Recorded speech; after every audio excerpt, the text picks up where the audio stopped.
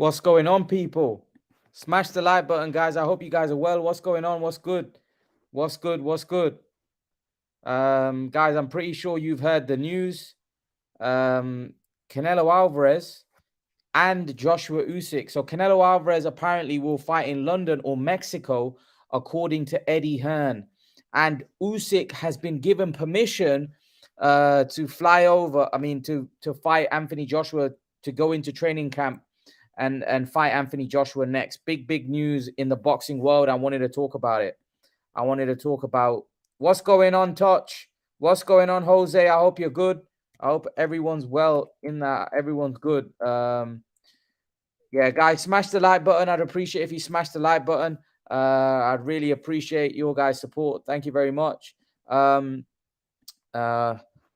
Touch, I hope you're well. Jose, I hope you're well. Get your questions in, guys. I'm looking forward to answering some of your questions. Let's get those questions in, guys. Let's get those questions in. I'm really looking forward to speaking to you and answering your questions. So yeah, let's get those questions in, guys. Yeah, so big news. Looks like salute, Brendan. What's good, man? What's good, brother? Hope you're good. Hope everything's well at your end. Big news. Joshua and Usyk next. Canelo will apparently fight in London or Mexico in December. So it's great stuff and big news. I thought we'll discuss and talk some boxing. Yesterday's live stream was really good. So if you missed it, go rewatch it. It was a really good live stream. Get your questions in, guys. Get your questions in. I'm looking forward to your questions. Get those questions in and smash the like button. Everyone in the stream, if you can smash the like button, I'd really appreciate it. Smash the like button, guys. Everyone in the stream. So Brendan says, if Andrade gets Parker out of there in emphatic style, then by all means let him have Canelo fight in December.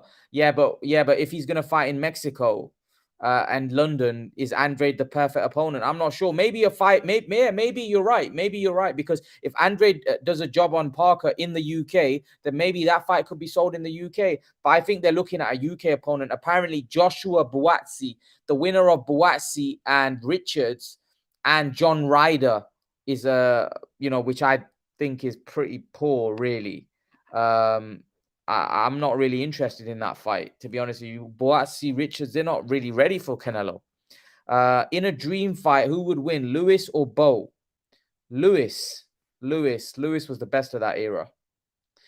Touch, I still don't think AJ is preferred for Usyk. What do you think of his trainer, Angel Fernandez? I prefer Shane McGuigan. Well, to be honest with you, I don't think it's the trainer of Touch. I just think that AJ is a bit mentally not there. Like, he seems a bit strange. Like, yeah, I don't know. I think he's mentally not there. I think I think, look, I don't think it's going to make a difference who trains him, who's that. I just think Usyk's better than him. I'll be honest with you. I think Usyk is special fighter. And I thought, and if you saw my videos, Touch, prior to that fight, the first time I said Usyk would win.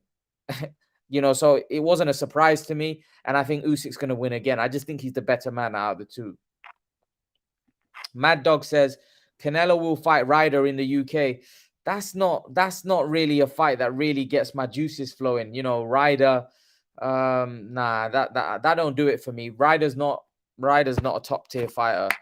That fight, sorry, I don't think that's going to tick the boxes, really. Or he shouldn't be fighting Ryder. Personally, that's just my opinion. Someone of Canelo's stature shouldn't be fighting Ryder, but that's just my opinion. Smash the like button, guys. Everyone in the stream, if you can smash the like button and get those questions in, guys. Get those questions in. Yeah, AJ, I'm not sure he can do the business, Touch, against Usyk. I don't think whatever training, whatever he comes out with, I think he'll get beat. I think Usyk's the better man. I do. I think Usyk's the better one out of the two. I think Usyk is a very, very, very, very special fighter. And I think he'll win. I do. I genuinely do think Usyk's going to win the fight again. But yeah, I'd love to know your guys' opinions. What do you guys think about that AJ Usyk fight? Is happening next. It's breaking news that it will be happening. Honestly, Canelo should fight the winner of between Smith Jr. and Beterbiev in December. Yeah, I would like to see that. I would like to see that, because that would be for the undisputed if he beats Bivol. And listen, all these plans are all good, but he's got to beat Bivol. Bivol's a very good fighter. So That's not a no gimme fight. That's a tough fight for Canelo. So, Canelo's got to handle business there. That's not going to be easy for him, So let's not get ahead of ourselves, because otherwise we might be having Canelo Bivol 2 or Bivol Canelo 2. Who knows? Get those questions in. Smash the like button, guys, and get those questions in. I'm waiting for your questions. Let's get those questions and get. That's true. Brendan says that's true. Can't look past Bivol. Yeah, you can't. He's too good a fighter. And Canelo is fighting somebody much bigger than him and a very, very skilled fighter. I'm really interested to see how this one plays out, to be honest with you. I'm very interested. I do expect Canelo to win, but, I'm not as confident as I was against Plant or those guys, because I think Bivol's a step above. He's a step further. So, this is going to be interesting. This is going to be very interesting to see how Canelo handles Dimitri Bivol. It could be a banana skin without question. It could definitely be a banana skin. Guys, get those questions in and smash the like button, guys. Get those questions in and smash the like button. I'm waiting for your questions. Smash the like button as well if you're in the stream, if you haven't already done so, and get those questions in, man. Let's get this party rocking. If you want to jump on, I've left the link in the chat. Jay Foreman says, what's going on, Jay? Also, what if Smith beats Beterbiev? That's definitely possible. Smith is tough, yeah. I doubt, after watching Smith last time, I wasn't that impressed, and I can't see that scenario. I can see more a scenario of Bivol beating Canelo than Smith beating Beterbiev. But, it's boxing. You never know. Anything can happen, man. Anything can happen. Rusif says, Canelo have to fight in Mexico. Yeah, he has to. He will fight in Mexico. He will fight in Mexico eventually, without question. There's no doubt about it. He will definitely fight in Mexico. I think there's going to be a big fight in Mexico, maybe a Benavidez or something like that. So Brendan Jackson says, I still have Canelo KOing Bivol. Canelo's punching power at 175 is ridiculous when he was fighting Kovalev. Those counters to the body and head were crazy and kept Kovalev from overcommitting with power. Yeah, he was quite spiteful in that fight, but he was slow, so that he might have to, against Bivol, Bivol might be able to avoid it, avoid, duck and dodge. He's a quick fighter, Bivol. Todd says, I agree, Imran. AJ should have a couple of fights before he faces Usyk. I want to see him against Daniel Dubois. Yeah, I think it's a tough one for AJ because, I would want to see him have a few fights. Ideally, realistically, he should. But I think it's a case where, if you let those titles in Usyk's hands, you may not get a shot. Then you're at the mercy of other people. And I don't think Eddie Hearn and AJ want to take that risk. But I do think Usyk, unfortunately, will beat him. And then, unfortunately, AJ might become a gatekeeper in the heavyweight division. He may even become a gatekeeper, which it will be sad. But yeah, guys, smash the like button. Everyone in the stream, can you smash the like button? I really appreciate if you can smash the like button, guys. Let's get those likes up and get those questions in. Yeah, what do you think, Touch? Do you think AJ might become a gatekeeper if he loses to Usyk again? And how do you see the second fight going? Who wins, Usyk or AJ?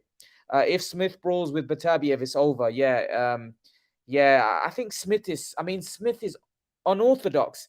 He's unconventional, but he's slow. He's so slow and ploddy, Smith. And I just don't see him beating a skilled fighter like Beterbiev. I think he's too ploddy. I wasn't impressed with his last performance. I thought he looked terrible.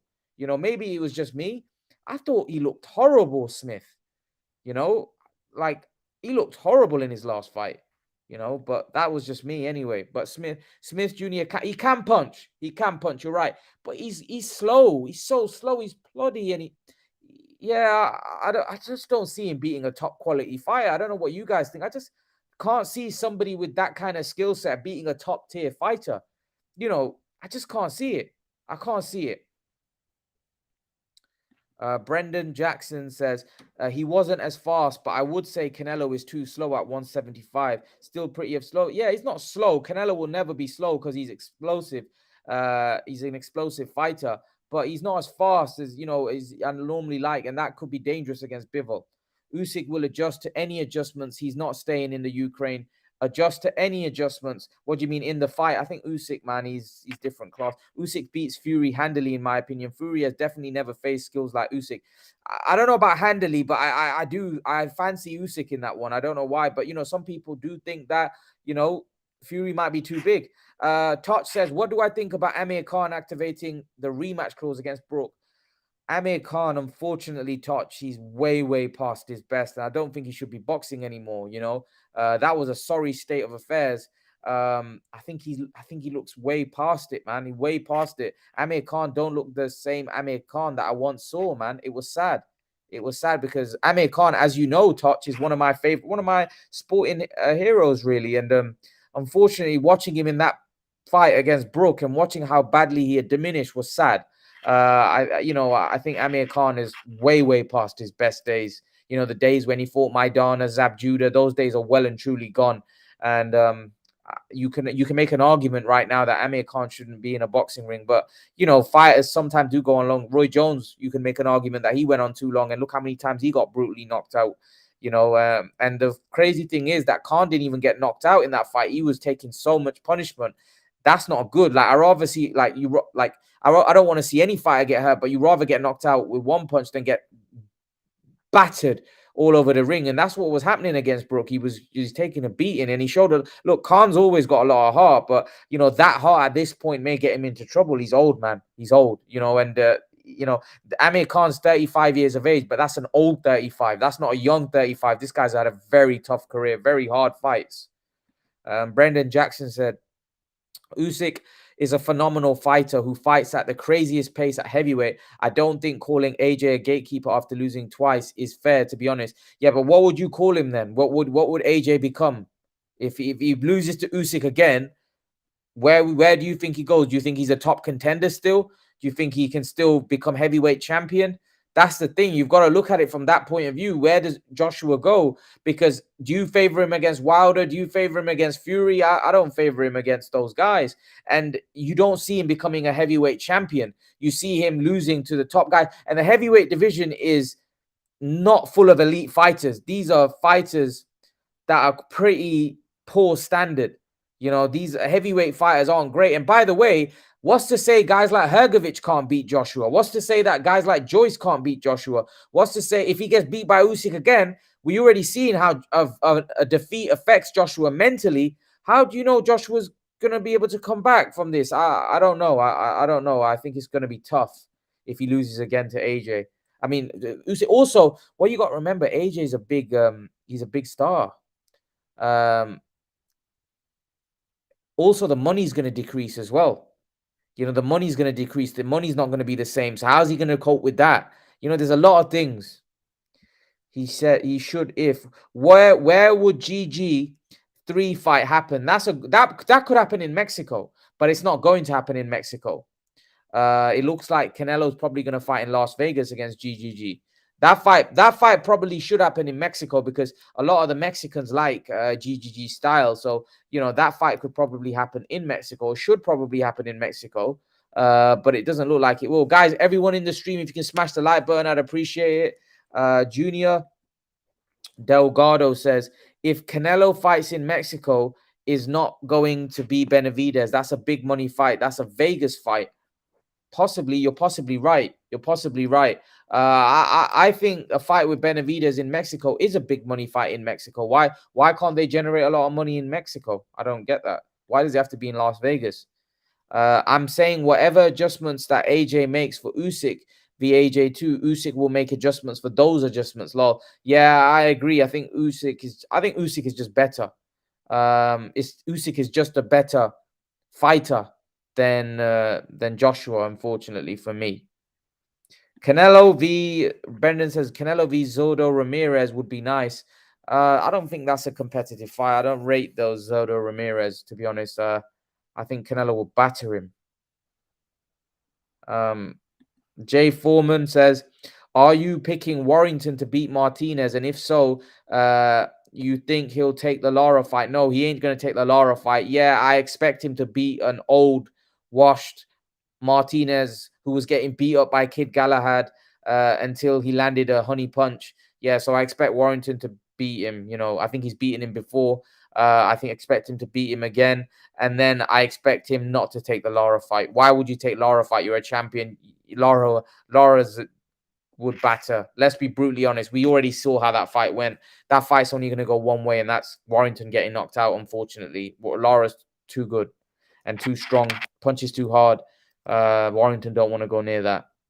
AJ would still be a top contender. Yeah, possibly in that heavyweight division. Heavyweight division is quite weak, isn't it? I favor AJ v Wilder, not Fury and the rest of the top heavyweights. I don't favor AJ against Wilder, to be honest with you. No one thinks Canelo is slow unless you're comparing him to 140-pound and below fighters. His hands are way faster than the 175. But he looked slow. I never said he's slow. I said he looked slow at 175 pounds to what he is normally used to looking because he's heavier. So that could be a problem against Bivol. That's what I'm saying. Because Bivol is natural like that way. Bivol's not going to be slow. If Canelo Alvarez is considering the UK, then he may face John Ryder or Makabu in that month, who may be more ideal than for DAZN instead of USA pay-per-view. Canelo Alvarez considering UK may face John Ryder or Makabu, who may be more ideal for DAZN. Yeah, but I'm not that interested, to be honest. Like, I'll just be brutally honest with you guys. I'm not that, like, Ryder is not a fight that I'd be interested in whatsoever. I think that's a terrible fight, by the way. I do. I think Ryder's got no business in there with Canelo. Like, Canelo would batter him, you know what I mean? And I don't really want to see that fight, to be honest with you. But again, some people may be interested in it. I'm not so much. Brendan Jackson says, facts, Canelo's is fast, even for 175. Yeah, he is fast, but he's faster at 168, even faster. I would like to see Canelo. If Canelo beats all these guys at 175, maybe cruiserweight. Who knows? So Touch says it's time for Khan to hang up his gloves. I followed him since he was 17. I don't want him to start slurring in his words in the future. He needs to think about his family. Yeah, I agree with you, Touch, there, 100%. Scratch Your Cheek says, might fight Charlo in Mexico at 168 or Zordo at 175. Yeah, there'd be good fights as well. Would Charlo said openly that he's willing to go to Mexico, but again, it's saying one thing and doing it is two different things. We'll have to wait and see. Zordo is Mexican, so that would probably sell as well. Right, Lara is a waste of time. Why, Ryan? Why is he a waste of time? Is it because he'd batter Warrington? What do you think of a Coley v Bradis? I think that's a good fight. I think that's a very good fight. I think that's a great fight. I don't know who wins that fight. That's a good fight, man, because Coley can really fight. And Bradis is like, Bradis was a close, like, Bradis almost beat Usyk. It was a split decision. So Bradis is a really good fighter. He was the closest guy to beating Alexander Usyk, not AJ, Bradis. So the point is that Bradis can really fight, and you'd have to favor Bradis just on the fact that Bradis is more experienced out of the two. But Coley's big and strong, and he can punch, and he's a bit unorthodox and gangly and difficult to deal with. So I really want to see that fight. I think that's a great fight. Scratch Your Cheek says Joshua-Usyk v Craig Richards. Who you got? Probably Buatsi. I think Buatsi is the better out of the two. Richards is good as well, but I think Buatsi is the more skilled out of the two. I think Buatsi wins that one. The best fight of Canelo for you? The best fight? What do you mean? What do you mean? The best fight of Canelo for you? For me? You mean his best fight? I'll be on in 10 minutes, says Vector. More than welcome. Rusev, explain that question to me. I didn't understand it. I'm not convinced that Wilder's basic game plan will be a big issue for AJ, who can box. I think it's a lot easier said than done, man. I think if he lands that right hand, I think if he lands on AJ, it's good night. I think it's good night. Whereas I think if AJ lands on Wilder, it's not good night. I think Wilder hits too hard for AJ, man. I think Wilder would sleep him if he lands the right hand. And I think it would land on AJ because AJ's not got great head movement. He's defensively very flawed. And Wilder needs one bomb. And as you saw with Fury, who's got a pretty good chin and pretty good recovery skills, he had Fury buzzed and hurt a lot of times in that. Like, he had him down so many, 4 times. And how many, 3 times or 4 times, can't remember. But yeah, he had him down a couple of times in the first and third fight. So, Fury, Wilder's no joke. Dev Frank said, "Oh, who do you think would be a good name for Canelo to fight in the UK?" I don't think there is anybody. To be honest. I think there's no one. If you mean someone British, there's no one. There's no one in Britain right now that really would make a good fight with Canelo Alvarez. There's no one. Like, he's beaten everybody. Scratch Your Cheek says, "I ain't interested in the Ryder fight. I would like to see Canelo fight v Eubank in the UK." Yeah, again, Eubank would get battered, and that's not a competitive fight either. So again, if Canelo wants to batter somebody, yeah, I'm pretty sure he can go ahead and batter Eubank, but that's not a competitive fight. Does Canelo have a chance to become the best boxer of all time? That's a very difficult question to answer. Best boxer of all time is, yeah, that's a difficult question to answer. How can I answer that one? Best boxer of all time, that's going to be difficult. Even to get into the top 10 is going to be difficult. But, let's see how Canelo's career unfolds. Unfortunately, I just don't think Canelo has the all-time Hall of Famers there present that people may not give him the credit when his career is all said and done, like they gave to Sugar Ray and people like that. I think they'll always be ahead of Canelo, unfortunately. That's just the way it is. I just don't think Canelo has the fighters in his era to prove his greatness. That's just the way I see it, but we'll have to wait and see. Brendan Jackson says, "I'll definitely watch Canelo v Eubank. Lol. Just hope Junior brings his A game." Junior's no match for Canelo Alvarez. No match. Marquez Johnson says, "Just joined. What's going on, Marquez? Who do you think Canelo will fight in December?" I don't know. Canelo does what he wants. I would like to see him fight Andrade. And if Andrade destroys Parker, maybe a fight with Canelo and Andrade could be made in the UK. Maybe that fight would sell in the UK. Maybe people would be interested in that fight. That might sell. So yeah, maybe Canelo and Andrade in the UK. I'd like to see that. Why not? Why not Canelo and Andrade in the UK? Why can't we get that? That'd be a great fight for me. Anyway, I don't know what you guys think, but Canelo v Andrade for me would be a good fight. Abdul Aleem says, "What's up, Imran? Big up Gloves United. Team Khan, aka, will be back, God willing." I hope so, Abdul. I hope so. I know you're a big Khan fan. I'm a big Khan fan as well. But you know what? I'll be honest with you. Like, I think his days are behind him. That's just my honest opinion. Like, I feel like we're living in the past. We're living Amir Khan in the past. And yeah, sometimes it's difficult when you're attached to somebody to let it go. But the way I'm looking at it now, I think, unfortunately for Amir, I think his best days might be behind him. I can't see I can't see the old Amir Khan ever coming back.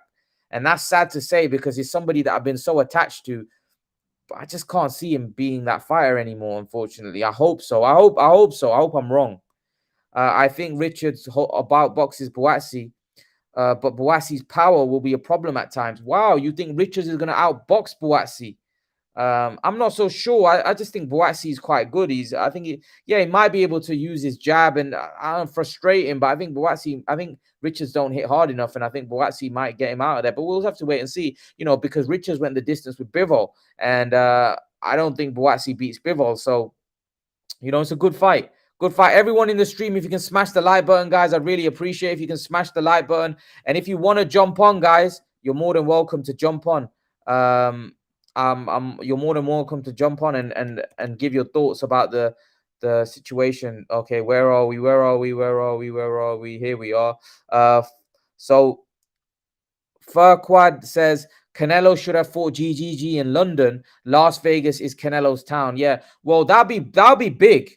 Canelo v GGG in London would be massive. Like that, you made a beautiful point there because Canelo v GGG in London would be massive. And I actually think they could sell a massive stadium for that fight because both of those guys are huge names. Boxing fans will turn out in numbers for that. They'd see it as a once-in-a-lifetime opportunity. Yeah, I think you make a good point. I think Canelo probably should have done something like that. Maybe he should have. look to fight someone like a Golovkin. You know, you've hit the nail on the head there.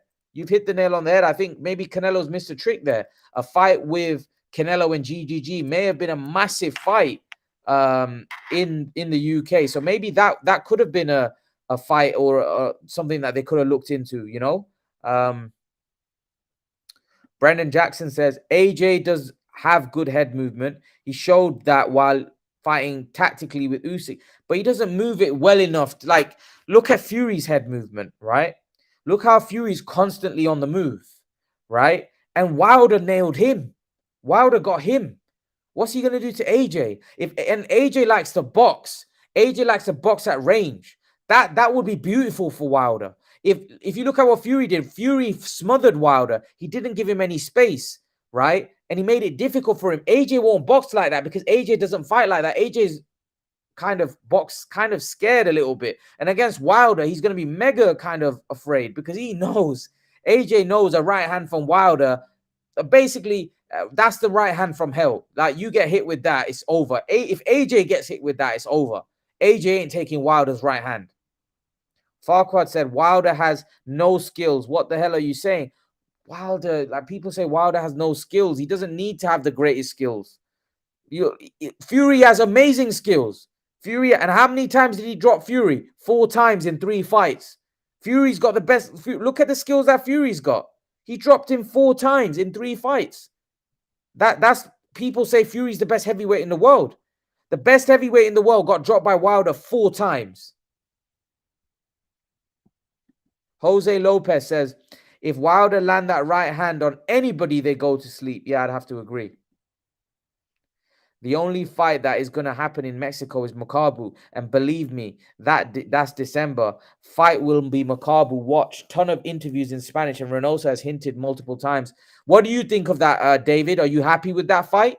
I think obviously it'll be a cruiserweight fight. But are you happy with that fight? Are you content with Canelo fighting Makabu? How do you see that one?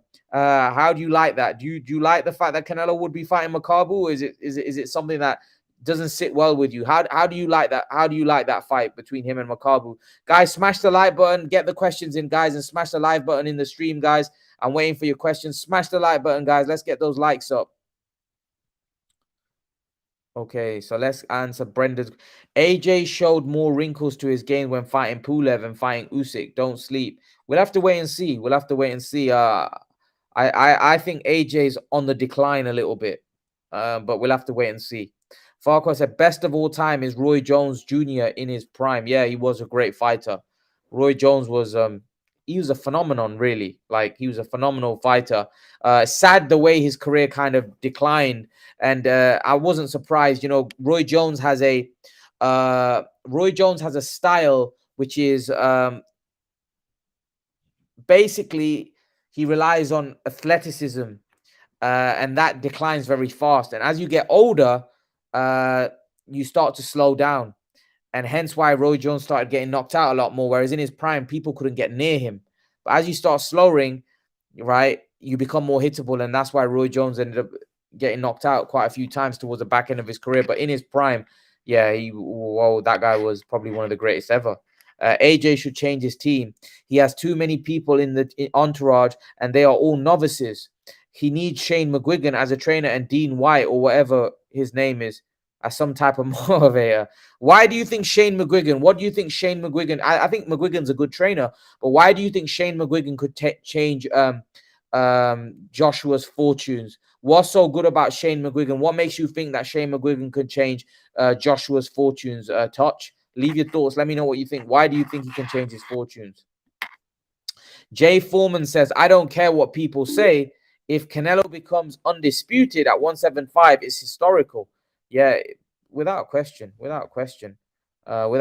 is historical. Makai, what's going on, brother? You good? What's up, man? How are you?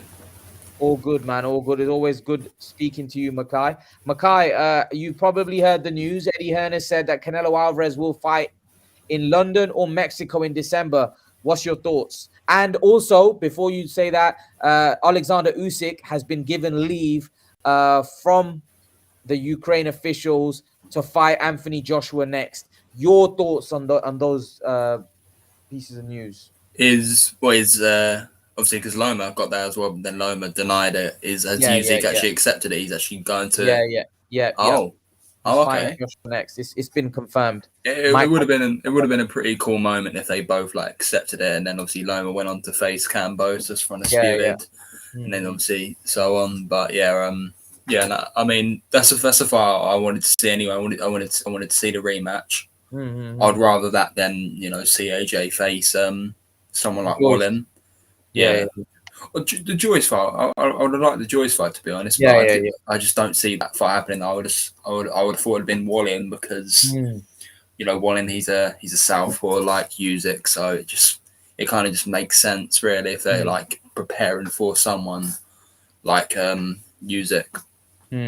What do you think of the Canelo situation? His fighting in London or Mexico in December, and there's rumors about Joshua-Usyk, Craig Richards winner, or John Ryder, or Makabu even. Makabu's also a potential opponent. What do you make? What do you make of those opponents that are potentially being touted for December? Well, Hearn would be crazy to put the winner of Buatsi and Richards in there with a Canelo straight away after this. Why would you say that? Why would Because you say that? it's a domestic fight, isn't it? Yeah, Buatsi and it the is. Yeah, Richards. yeah, And it then is. Yeah, the winner of that, and these are probably going to be the hardest fight. I mean, Richards did fight Bivol, to be fair. That was probably his hardest fight. But I mean, that's his second hardest fight, yeah, and it's a domestic level fight. It's a 50-50 fight as well, that. Yeah, and then they're just going to go straight in there with the Canelo. It just doesn't, seem right. I'd rather John Ryder. I mean, I don't think John Ryder will put up a good fight anyway. But he's more proven at the top level. He's beaten Daniel Jacobs, arguably beat Callum Smith. So because obviously, the London the December fight isn't going to be a very tough fight for Canelo. Obviously, it's obvious it's not going to be a very tough fight. So obviously, there's Ryder. Obviously, Makabu. The Makabu fight doesn't interest me at all. I want Canelo to just forget about that fight, to be honest. But the Ryder fight, I mean, I think that makes the most sense. Do you like Ryder? I think I prefer Makabu over Ryder. At least Makabu will be for a title. Ryder's. What's that for? That's for nothing. That's just a what's he going to be fighting Ryder for? True, it's just Canelo. That's a terrible fight. At least if he's going to fight, like I don't think Ryder's better than Makabu though. Like, I don't think it's a tougher fight. I think both of them are pretty straightforward, right? Yeah, I guess, and Canelo would become a champion at cruiserweight as well. So it makes more sense than fighting Ryder. I think the Ryder fight is totally pointless, to be honest. Like that wouldn't like nah. I'm not interested in Ryder. Don't get me wrong. I'm not interested in Makabu. You know what I would say, Makai? If Andrade puts in a stellar performance against Zach Parker, right? I wouldn't mind seeing Canelo Andrade in London. Yeah, go on then. Well, it probably wouldn't happen in London if it's both it's Canelo and Andrade, but yeah, I wouldn't mind that. Yeah, I wouldn't mind that fight. Canelo and Andrade, why not? If Andrade looks spectacular against Zach Parker, which I expect him to, right? But do you think Andrade beats Zach Parker? By the way, you know what? That's actually. I think Zach Parker might right. Because we don't know a lot about Zach Parker yet, really. If Zach Parker has a chin, he can definitely beat Andrade. Because obviously, I mean, Zach Parker is this could be Andrade's first fight at 168. Zach Parker's huge for that weight class. Big puncher. And he's not. I've seen videos of him. He's not actually that bad as well. Like he seems good fundamentally and everything.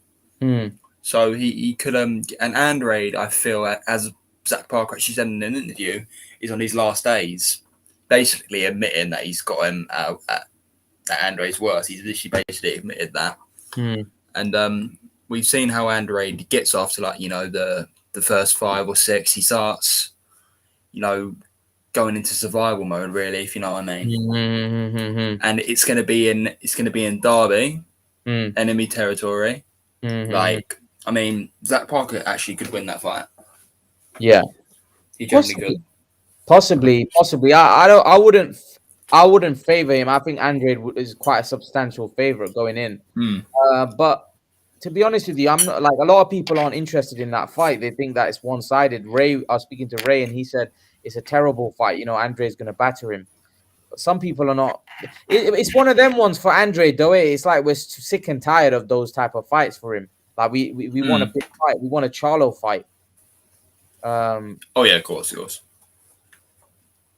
Yeah. We want to see a Charlo fight. I hope a Andre Charlo fight comes off. What do you make of Charlo fighting Sulecki? Terrible. Yeah, no, it's I think we was talking about in your last stream actually. Oh yeah, Charlo, Charlo's career is just a waste now, really. I mean, his best win is a Derevchenko, who was coming off 3 back-to-back wars. Yeah. Like, if you want to talk about legacy here, Charlo doesn't really have a legacy. Like, I don't know what he's doing with himself. Like, people, you're like, oh yeah, he tried to fight Munguia, and he was trying to fight Canelo. Fair enough. Yes, he was. Munguia's team ruined that whole fight. But there is, there's Caleb Plant, who was talking to each other. They was talking shit to each other on the media. People actually asking for that fight. There's Benavidez, of course, we know about that. Like, there's so many top guys in like at 168 or 160 that Charlo could have fought. Sulecki wasn't the next best guy. People were acting like Sulecki was the next best guy that was available. Do you think it's a case where Charlo just wants, like, he's waiting for the Canelo payday? Yeah, that's all he's doing. I mean, did you see the Mike Tyson podcast? Yeah, I did. Yeah, I thought it was pretty embarrassing. Like, Mike Tyson was quite angry, wasn't he? Yeah, he said that, why aren't you fighting these guys? I mean, if you can't get Canelo, then fight the Mexican monster, David Benavidez. I don't know, man. Like, even Eddie Hearn said that these guys need to start fighting each other. Why they're not making the Plant, Jamal Charlo v Plant fight, or Jamal Charlo v David Benavidez? Why aren't they fighting each other? It's kind of bad, man. He's right. Eddie Hearn's right. He's right. They should be fighting each other. You should be fighting. With the Plant and Benavidez, obviously it's a typical PBC thing. It's what they do. They let's say they have 2 champions, in that division. They make them both have warm-up fights, and then they put them against each other like at the end of the year or something. That's what it's like, a PBC thing, and that's what they usually do. They like build the fight up and then they make it. It's what they're doing with Benavidez Plant. The winners, obviously, apparently Plant's fighting Darrell. And obviously, we've got Benavidez facing Lemieux, and then the winners of that will face each other. I mean, I would rather just see it now, but at least we'll see that fight. At least, I guess. But all the other guys at middleweight, really, like the Charlo and Andre, they're just wasting it. I mean, Andre's career's already wasted. I mean, the guy's like 34, I think. Yeah, he is. Yeah. Who's a boxing scientist is asking who has a worse resume, Charlo or Andre? Oh, that's tough. I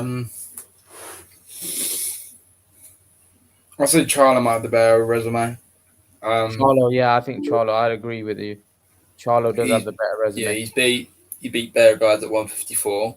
Yeah. They were both at 154 at the same time. Charlo beat Williams, Trout, guys like that. I mean, Andre, he did beat Martirosyan. I mean, Andre and Charlo, they have okay wins at 154. I mean, Andre was going to fight Billy Joe, but that got postponed, not postponed. Billy Joe failed the test. So that would have been a good, if he could have won that one, that would have been a good win on his resume. Now that I think about that fight would have been horrible to watch, though. That would have been really boring, man. Terrible. Yeah, but I knew that before that fight. I knew that would be terrible, So AJ and Usyk too looks confirmed. Who do you think wins that and why? I think Usyk still will win it. Yeah. I think he stops him this time. What do you think? Yeah, I think he stops him. I thought he was stopping the first time, but oh, it's wrong. But Usyk basically admitted that he just wanted to play it safe. Yeah, But yeah. I reckon he might actually go for it this time. Yeah, I believe so as well. I AJ, he will do better. He will be a lot more aggressive and everything, I reckon. Yeah. But they'll actually play against him, I feel. Because Usyk's not just a guy you're going to wash away like that. No, You can't. no. AJ, I mean, some people are saying, yeah, AJ needs to use his size. If you Yeah. think he just needs to do that just to win it, then you're out of your mind. Usyk, Yeah. he's seen every style. He's used to all that. He's not just going to get, taken out. I mean, I'm pretty sure if like Povetkin, Pulev, they didn't get taken out like quickly. I highly doubt Usyk will. Yeah, yeah. I'd have to agree with you. I think Usyk is something special. I do. I Yeah, do. exactly. I think Usyk is Billy Joe v Callum Smith at 175. Robert Harrison's asking, how do you see that one will play out? Oh, Callum Smith, no doubt. Yeah. Billy Joe Saunders. He's already right. Haven't you noticed? Right. Yeah. Billy Joe.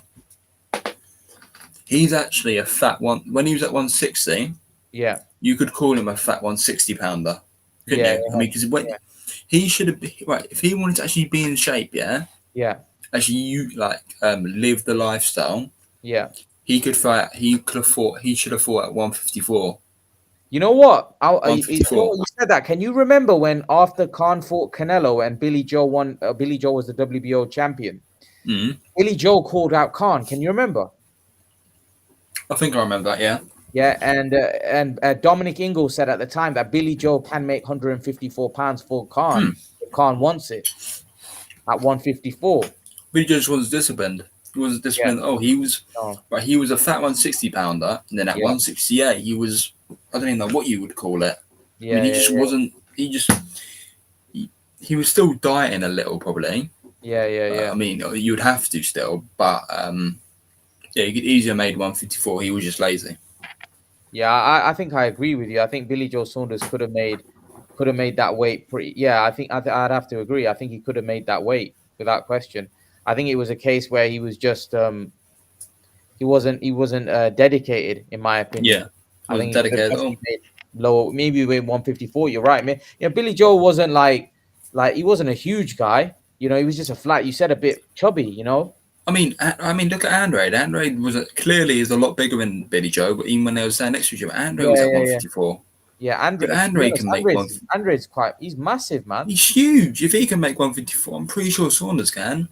Yeah, he just needs to be disciplined. I mean, at the weigh-ins, along fighting like everything, Saunders just didn't look in shape still. Yeah, he easily could have made 154. I don't know why he did. Cause you know what? Because obviously we're talking about disciplined Saunders here. Yeah. Obviously, if he's at 154, he would have done well good. We're talking about someone who's actually would have been disciplined, worked on his craft and everything like that. Like, how would it have been? It would have been nice to see. Jay Foreman is asking Charlo, Andrade, and Benavidez worst resume. I think Benavidez has got a poor resume. Benavidez. Well, I mean, he's got his top wins, like guys in that top 10. I think obviously Darrell. I don't know how that guy's still ranked now though. You know that Angulo. I think he wasn't. I mean, nothing really. But yeah, none of their resumes are special at all. It's not good. It's really not good. Yeah. Abdul Alim says Khan would have beaten the brakes of BJS at 154 in his prime. You know what? Khan used to love styles like that in his prime, didn't he? Good technical boxers that couldn't punch.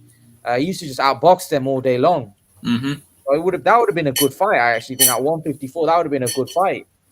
I would have liked that fight. Not at the time. I think after Khan fought Canelo, I think he was finished. Yeah, I'd agree. But like before that, obviously, then that would have been. I think it would have been a great fight. Yeah. Yeah, I like that fight. The Billy Joe would have been massive compared to Khan, but Khan would have easily been able to outbox him. And Joe Saunders isn't really a big puncher, so he's not got power. So I don't know. You need to have power really to beat someone like Khan. I mean, a prime Khan. You need to. Not the Khan we flipping saw in his last fight. I'd agree. Because I don't think you could outbox a prime Khan. Like not unless you're like a Mayweather. Do you know what I mean? Like someone like a Mayweather or maybe a Crawford level, fighter. Imran. I mean, it didn't even seem like Mayweather wanted to fight Khan. No, he didn't. It didn't. I mean, because Khan, when you look at it, he's a horrible star for him. And what I've noticed, Floyd, he never fought guys who had a longer reach than him. I don't think, because obviously, if they have the longer reach, he won't be able to use his Mayweather, the shoulder roll defense, whatever you call it, won't be as effective. Plus, Mayweather didn't have a huge power as well. So Mayweather, I don't know how. That would have been a wicked fight because we would have seen how Mayweather would have negated. Because remember when he fought Pacquiao, Pacquiao was short, so Mayweather had the reach and height over Pacquiao, so he was able to negate Pacquiao. But with Khan, it would have been different because Khan had height and reach. So that's what made that fight very interesting for me. But I don't know, man. It was. I really wanted that fight at one point, Mackay, Khan Mayweather. Honestly, I think people didn't really care about it as much because obviously the Pacquiao fight. So we still wasn't getting that Pacquiao fight. Everyone was like, oh, I don't care about the Khan fight. I just want Mayweather Pacquiao. But even when he fought Maidana, for example, I think that was the time really he should have fought. Yeah, because Floyd, he done a poll on Twitter. Guys, I'll let the fans decide. He actually said, I'll let the fans decide. Who do you guys want me to fight next? It was Khan and Maidana. Khan won the poll, and he still fought. Maidana. I think he already had his mind made up, didn't he? Yeah, he really thought people were going to choose Maidana, but it turns out they wanted Khan. His plan backfired on him. It was kind of funny now. Yeah. I'd have to agree. With you there. So Canelo Bivol. Let's talk about that. Yes. What a fight. What a good fight. Are you excited? Fight. Of course. That was the fight I wanted actually, wasn't it? Out of the options when it got announced the options. Yeah. I obviously I wouldn't have minded all the other offer, but I want to see Canelo in the hardest fight and Bivol, like people, the casual. I wouldn't say casual. People don't really follow boxing like me and you do. They probably wouldn't have thought Bivol was even that much of a tough fight than someone like Charlo, Benavidez. But I think Bivol was the hardest fight out of them all, just because of his style and his boxing ability. Do you think Bivol beats Beterbiev? No. But Beterbiev wasn't in the offer, so it's Beterbiev and then Bivol.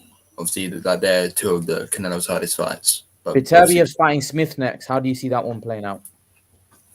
A lot of people are really excited. I think it's going to be a really good fight. I think Beterbiev's going to destroy him. Yeah, I do. Well, honestly, I think last fight. You see, Smith's last fight looked terrible. He looked terrible. Like even I never look on people's past performances because obviously that's Valdez. Look at Valdez. He had a horrible performance. Yeah. Before fighting Michelle, everyone was writing him off, and then look, we done. It's happened plenty of times, but it's just the style and everything. I just think Beterbiev is gonna destroy him. He's an absolute. Smith. He's a fighter that he's always on the front foot. He's the one that's trying to be the bully. He's being the aggressor. Beterbiev was also like that, but I definitely don't see Smith outpowering Beterbiev, making Beterbiev go on the back foot. No, it'll be Beterbiev on the front foot, so he'll make Smith in an uncomfortable situation where Smith would have to try and fight on the back foot. Technically better than him as well. Beterbiev is technically better. He's got more. His punches are more crisp, more. I think Smith's punches are a bit crude. They're a bit wild. They're not. Yeah. They ain't thrown correctly. Like I just feel like this is one-way traffic. I feel like Beterbiev is going to crush him. I do. I won't be.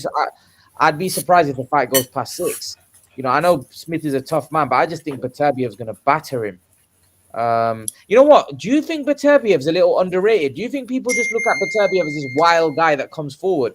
Do you think Beterbiev needs a lot more respect than he gets? When people talk about Beterbiev, when most people talk about him, yeah, they just talking about his power. Like he's a guy who comes forward, just bullies you, but like he's very technical, isn't he?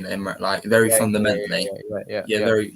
I mean, that's why every punch is so powerful, because he just gets the right technique. Yeah. Everything. He's got good boxing ability as well. He has.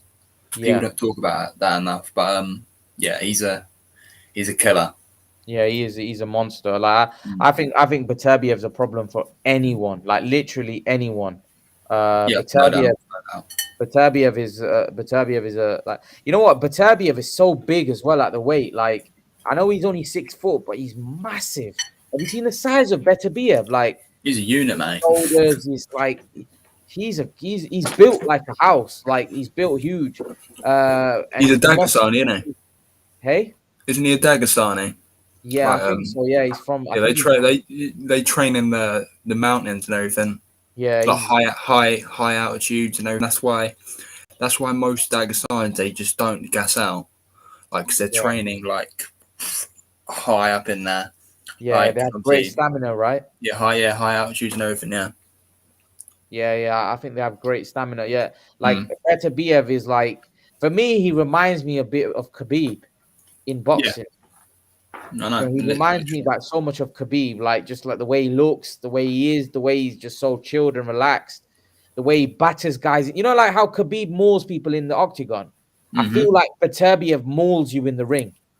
Yeah, yeah. I mean, that seems to be the comparison actually as well. Like, it's like he's like a Khabib of boxing. Yeah.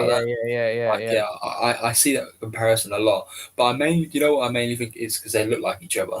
They look like each other a little, but he's definitely a beast though. Yeah, it's insane, man. I would love to see him and Canelo get it on sooner rather than later, because he is getting older. Beterbiev is getting older. He is 37. 36, 37. So I would like to see him fight Canelo as soon as possible, because otherwise, Beterbiev might start sliding. So I wouldn't mind a fight with him in December. Some people are saying that Beterbiev could be a fight in December, but I don't like if he's gonna fight. Like, could Canelo fight Beterbiev in Mexico? In December? Yeah. No, I don't see that, because well, do you see Canelo washing Golovkin? At the moment, as it stands right now, do you see Canelo just destroying him? I don't know what Golovkin's got left. What do you think? Yeah, I will. If you're saying now, I think it's going to be a competitive fight, but I need to see how Golovkin looks against Murata. Yeah. How do you see that one playing out? Do you think he beats Murata? Yeah, I think he might win a decision. Murata is quite tough, to be fair. Oh, is he? I mean, he could stop him late, maybe. Yeah. I don't really know. He's quite tough, right? I think Golovkin, in order for them to be able to sell that second fight with Canelo, I think Golovkin's got to look impressive.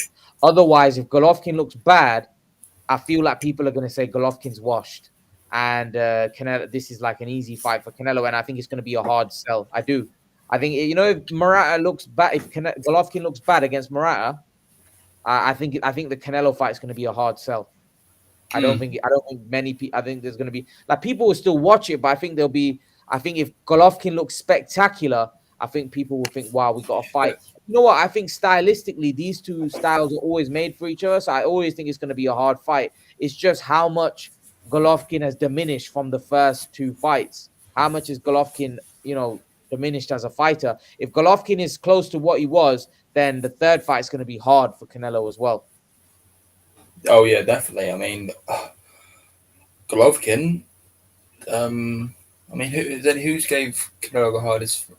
Obviously, we're talking about Canelo in his prime. Yeah, Golovkin is his hardest fight, really, and that's when he was in his prime. That's still his hardest fight up to date. Yeah.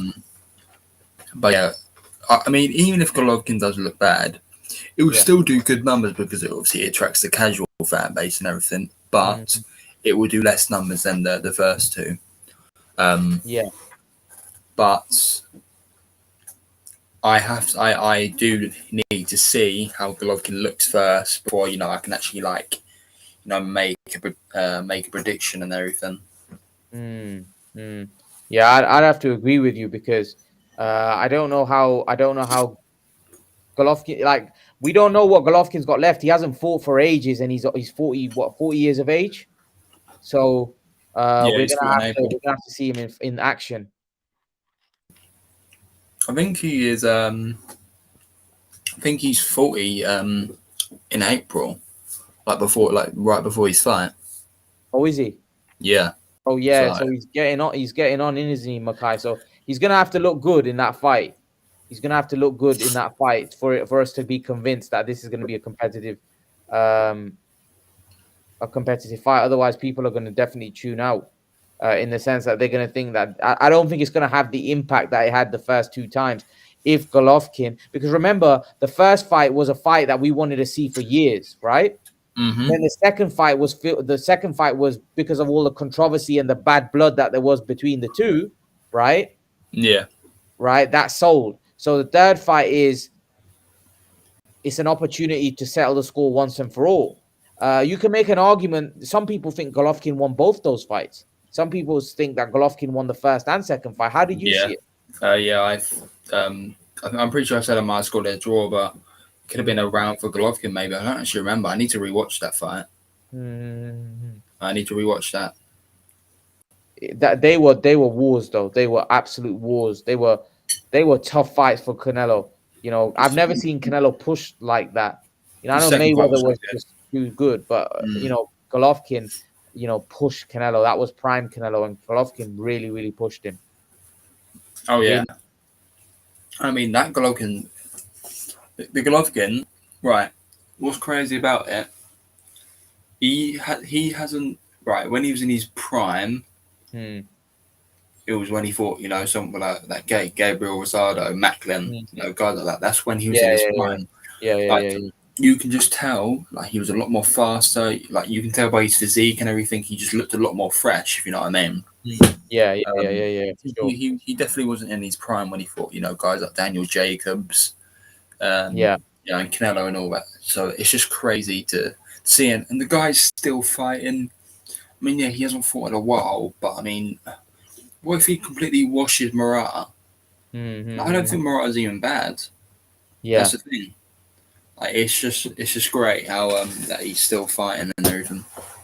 Yeah, I'd love. What about Canelo? What about Golovkin v Andrade and Golovkin v Charlo? Would you like to see those fights? Of course, I'd like to see those fights, but they should be easy to make, man. They should be. Golovkin Andrade should be easy to make. They're on DAZN. Both on DAZN. The DAZN's just terrible, though, man. I don't know what they were. I don't know what their plan actually was, really. Yeah. They're doing pay-per-view now. Canelo Bivol's pay-per-view, isn't it? Yeah, honestly, I don't know what their plan was. They said their plan was to take over boxing. It's just they just made it worse. They haven't actually done anything great. Don't get me wrong, they have put some good fights on, but how on earth do you have Golovkin and Andrade, both champions, and you don't even try and make that fight happen? You don't even try. Hearn, who's the promoter of Andrade and Golovkin, I think. Or no, isn't he? He's was literally complaining about it, saying, DAZN, you've got two middleweight champions and you're not even trying to make them fight each other. It's because when Golovkin signed the DAZN deal, he was promised a Canelo fight. Yeah. And Canelo, he didn't want to fight him straight away, I don't think. The trilogy, that's why Canelo was in, he went to court with DAZN and everything, because they was trying to make him fight Golovkin. I'm pretty sure it was because of that. Yeah, because I'm pretty sure, because Golovkin said it in an interview recently. That's why he was in court with them and everything. That's why he left them, because they was trying to make him fight Golovkin when Canelo wanted to obviously become undisputed at 168. Right. Okay. Yeah. Yeah. Well, boxing scientists said if Murata beats Golovkin, what does that mean? Does that mean Canelo fights Murata? I actually don't think so. I'm pretty sure Canelo's team, and he actually said that they won't face Murata. Or did they say that? Yeah, I'm pretty sure. I mean, if Murata won, Yeah, they could move on to the Viterbo Smith winner. Yeah, that'd be a good fight. That'd be a I great. like that. Yeah, that'd be a great fight. Like, I would like that. I'd agree. I'd like that fight. Imagine that undisputed 160, and then the year after undisputed 175. Yeah, that'd be crazy. What do you think? Like a lot of people are saying, like we had a debate about this yesterday. A lot of people saying, can Canelo be one of the greatest of all times, like top 10 greatest fighters of all time? Do you think Canelo has the resume, or do you think Canelo has the fighters in his era to achieve that kind of honor, where he could? Some people may think he's like one of the greatest fighters of all time, like in the top 10, or do you think there's just not the competition there? The competition not there. I mean, because we don't actually know how good Callum Smith is, Caleb Plant is.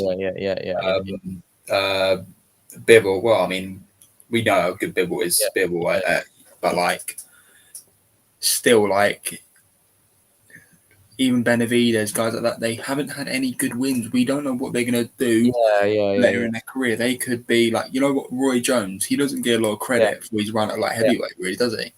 Because the guys he beat, they didn't really do anything.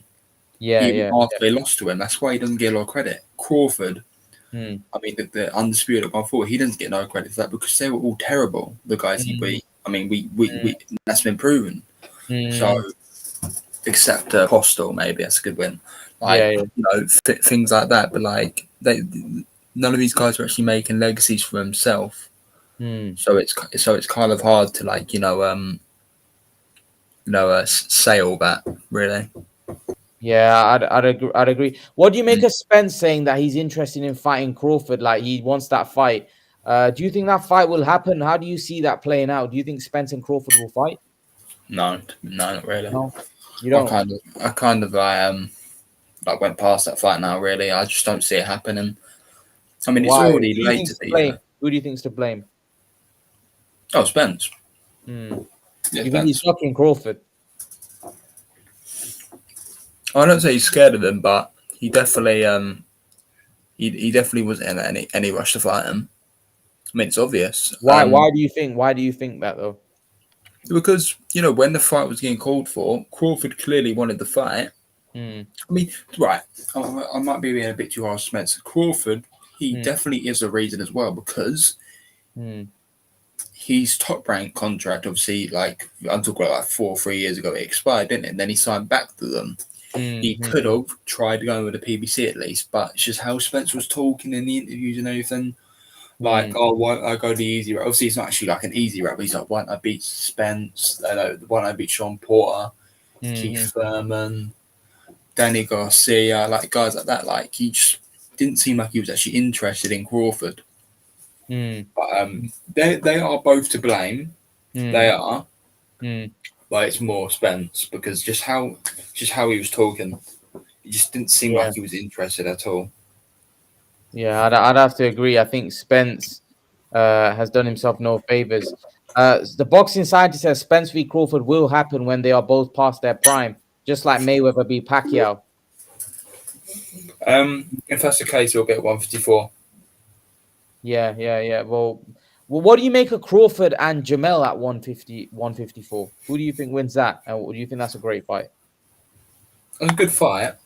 It's just Crawford. He's so much better than Charlo. Let's be real, he is. But Charlo's big and strong and punch. Like it's just the shots that Crawford gets hit like he hit with like at first in the early rounds, especially like when he's trying to figure you out.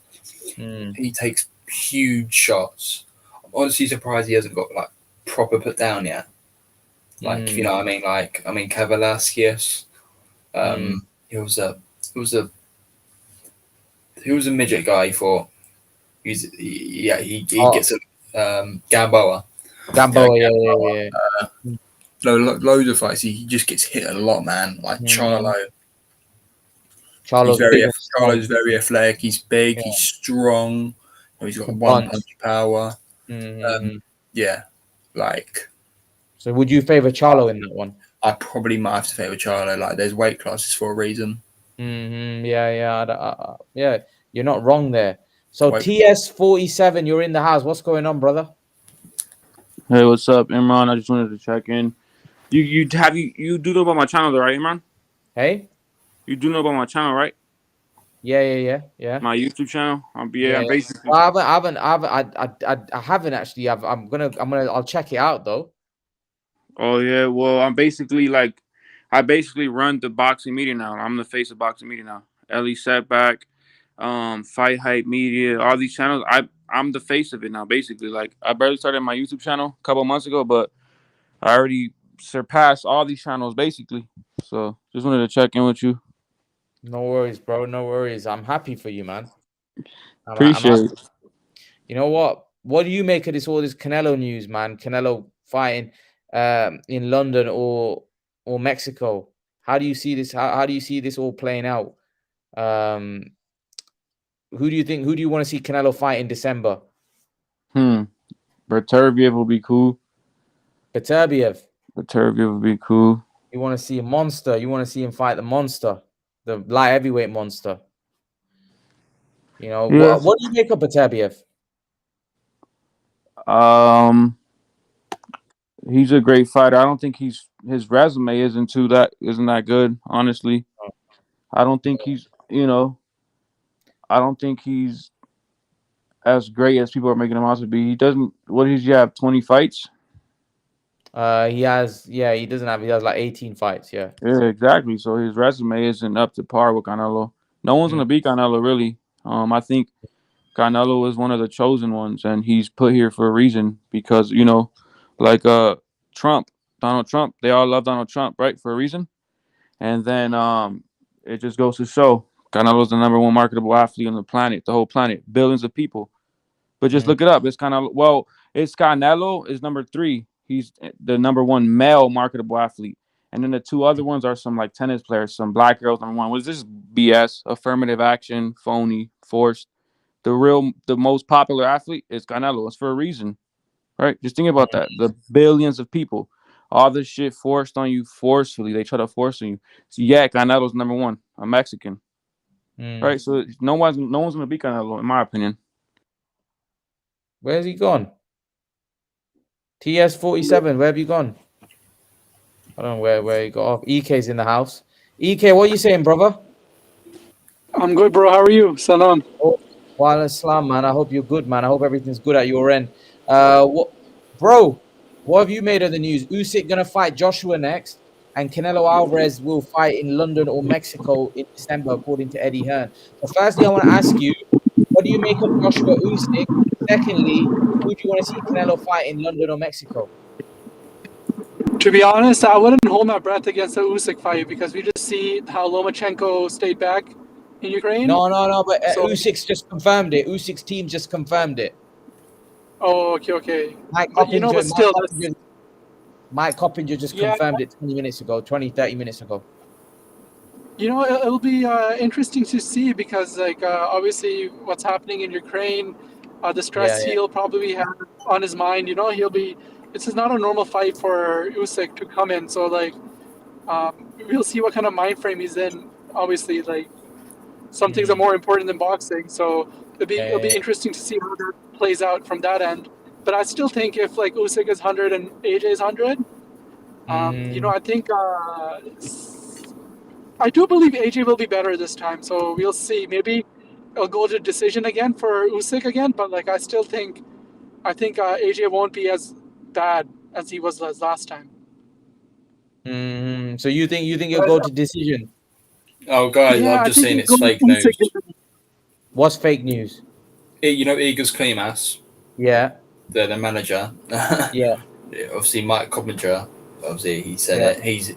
He said quite a bit of false statements before as well. So he put, "You motherfucker, you need to stop posting fake news about my fighters. I'm telling you, stay away from all my fighters." So he's basically said it's not true.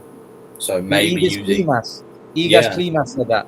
Yeah, Ugas Klimas said that. I just seen it. What on Twitter? I had a feeling. Yeah, I had a feeling it might not be true. Because Loma, he's not fighting.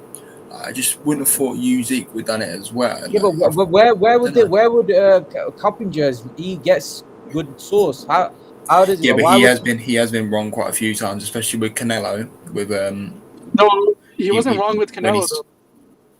He was. Canelo actually replied to Coppinger on Twitter saying, "Stop spreading fake news. Nothing's been signed yet or anything." And then Coppinger deleted the tweet. But yeah, I've seen apparently it's fake. Yeah. Oh yeah, I just seen it. Yeah. Oh bloody hell, flipping hell. Or maybe they're or maybe they're just pissed that leaked the information before announced it. Maybe, I don't know. Maybe. I don't see how. Yeah, but to be honest, it'll look bad on Usyk if he leaves Lomachenko and all Klitschko behind, and he comes to London and fights. It doesn't really make. Yeah, so you guys.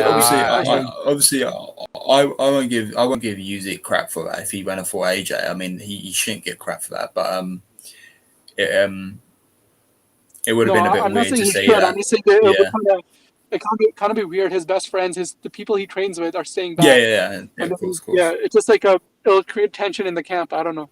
That's just my opinion. Yeah. Well, Ugas Klimas has come out firing. He's not happy with that. What Mike Coppinger said, and he's not happy. That's not like him to say that. He's kind of don't talk rubbish about my fighters. Wow. Do you guys think that Kambosos Haney fight's gonna happen? Kambosos Haney. I hope so. Yeah, I think so. I mean, do you really think Haney's gonna go to Australia though to fight Kambosos? Yeah, because why not? He just doesn't seem like Haney. Yeah, because Haney's used to let me tell you guys. I was watching Haney's biography or whatever, those smart documentaries, small. He used to fight. He used to go to Mexico because the pro age in America was too high for him or something. So I think he would it's such a big opportunity for him. So why wouldn't he? I don't know. I just feel like it's some opportunity. Well, I mean, I hope you're right if he does. Yeah, he should do, man. I think, he should definitely go. Unless Kambosos' team, unless Kambosos' team gives him a completely trash contract. But I think even then, Haney's promoter, I forget his name now. He's Canelo's promoter. Eddie Hearn said they'll take the B side just to make to get for the legacy fight. So I feel I do believe that they'll do it. Yeah. It was when Loma was the front runner. He signed his deal. Yeah, Haney then put on Twitter saying, "I will take the same deal Loma took." And obviously we see what happened. Kambosos, she said, "Yeah, so you're a man of your word. Let's see if you actually are." They basically gave him the same offer he gave Loma. Haney's talking I'm going to go to Australia and everything. So I hope this is true. I hope Haney's not just talking. I hope this is actually he's actually going to go to Australia because that's Kambosos, Loma, Kambosos, Haney. They're both good fights, but I don't want to see Kambosos in any other fights really. Except maybe a Gervonta Davis. That's actually a really fun fight.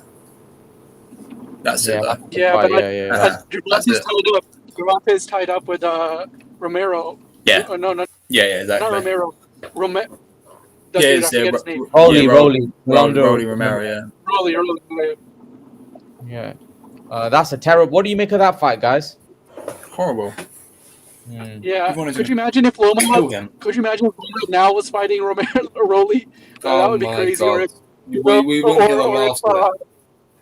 Or Kambosos, or even if Haney was fighting, or Ryan was fighting Rolly, it would have been crazy. People would have been trashing him. But but I think it's pretty clear what they're doing with him. some really complain because in front of our eyes, and they'll probably like squeeze those big fights in at the end of his career or something, or when the timing is right, or when Loma's a little older. So I think the writing's on the wall. We shouldn't be really surprised. And Tank's a great fighter. I like watching his fight still. Like, he's very exciting to watch. So it is what it is. Yeah, but I think it's time for them to step it up now. Like, fans are getting kind of bored of the rubbish that we're getting. Like, I think it's time for them to step it up. Yeah, but they got a system going and it's working for them. So like, they're not going to change unless something crazy happens. So, and I don't think. What do you think though? What do you think? What do you think they should do? Like, because I personally think it's like nonsense, man.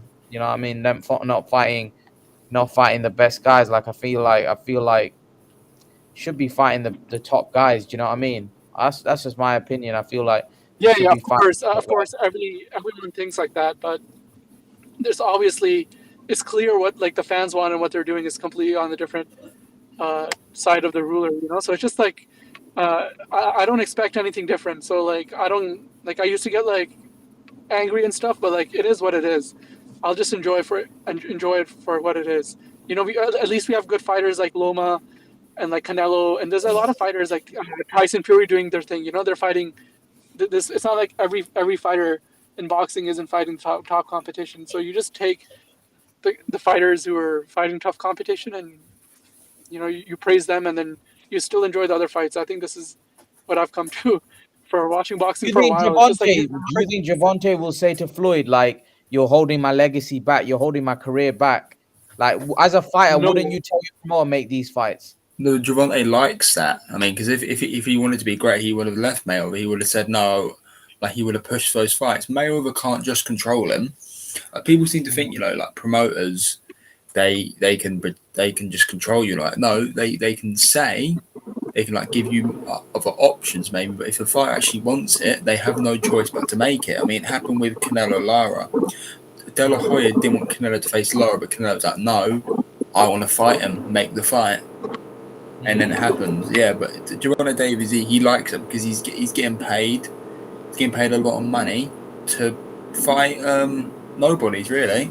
So I mean that's what's wrong with boxing now. They just get in a very comfortable situation where they can just get so much money just by not doing nothing. Like that's the state of boxing. But I don't even think about Davies anymore. I'm looking forward. I mean, we've got a really good schedule, really. I mean, you've got Golovkin.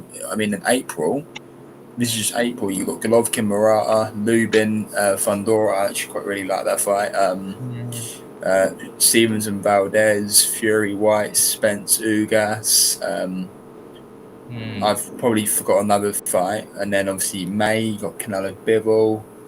Like we got so many good fights. We got Ryan Garcia fighting soon too. In April. But I don't care about that fight. Yeah, it's pretty. That's a comeback fight. It's going to be a good fight. The other guy's pretty good, I think. Is it? Yeah, I guess. But well, I haven't really seen much of that Tagal. But I mean, Garcia, he's so much bigger than him. He should be able to beat this guy. Guys, what do you make of Edgar Berlanga? Hype job. Yeah. Like Bradley said that he's not. Bradley went in on him. Yeah, I mean, the fact that people were saying, "Oh, he should be fighting. Oh, Canelo should fight him. Oh, he should be fighting Callum Smith. Oh, he destroyed Callum Smith." Like, I remember when I was talking to someone, some Yank, and that's what he was saying. Imagine Berlanga in with Callum Smith. He'd destroy him. Yeah, no, like, Berlanga's not top. He's nothing special.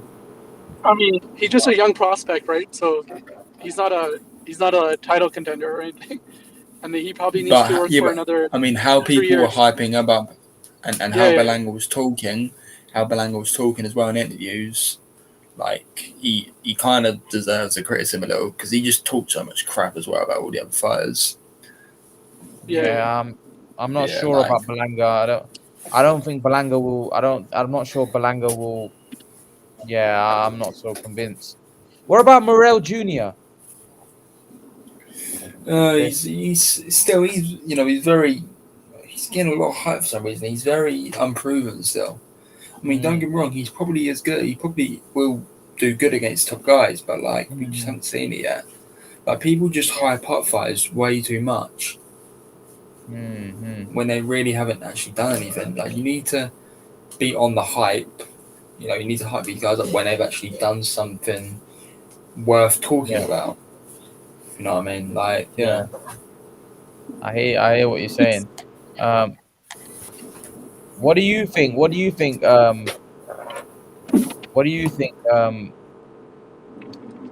EK? To be honest, I don't know about this fighter you guys are talking about, so I can't really say anything. What was the name again? Morel Jr. What weight class is he in? Super middleweight. Morel Jr. I probably know of him. I just like he's not coming to my mind right now, so yeah, I can't really comment. What do you make of EK? What do you make of Canelo Golovkin for after Bivol? How do you see that one?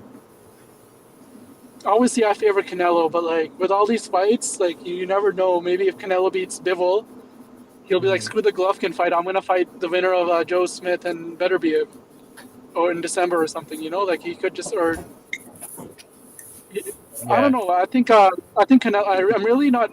Obviously, I'll watch it because I'm a huge Canelo fan, and like Canelo fights are like like he's a face of boxing, so I'll watch it. But obviously, there's more fights that excite me more than Golovkin. I think everyone. To be honest, there might be more hype created for it after we see how good Golovkin is against the Japanese dude he's fighting soon. So I really have to hold my judgment until I see Golovkin fight. Because if Golovkin looks like he barely wins or something, then obviously, like I think the hype will die down drastically for Canelo and Triple G. That's what I was saying. Yeah, so I'm gonna wait until like I see Golovkin fight because we all know how good Canelo is right now, and we don't know how good Golovkin is. So we got to see him fight. And the good thing is he's fighting soon, so we'll see. Yeah. Is there anything else, you guys? Any other news? So Joshua-Usyk, how do you see that one playing out? EK Joshua-Usyk. I think, like I said, I think AJ will do better, but I still think he'll go the distance, and I think Usyk will. Depends on what kind of mind frame Usyk's in, because obviously the country he's defending right now is war torn. But like obviously, if they both come 100, I think AJ will be better, and I think, but I still think Usyk will edge it.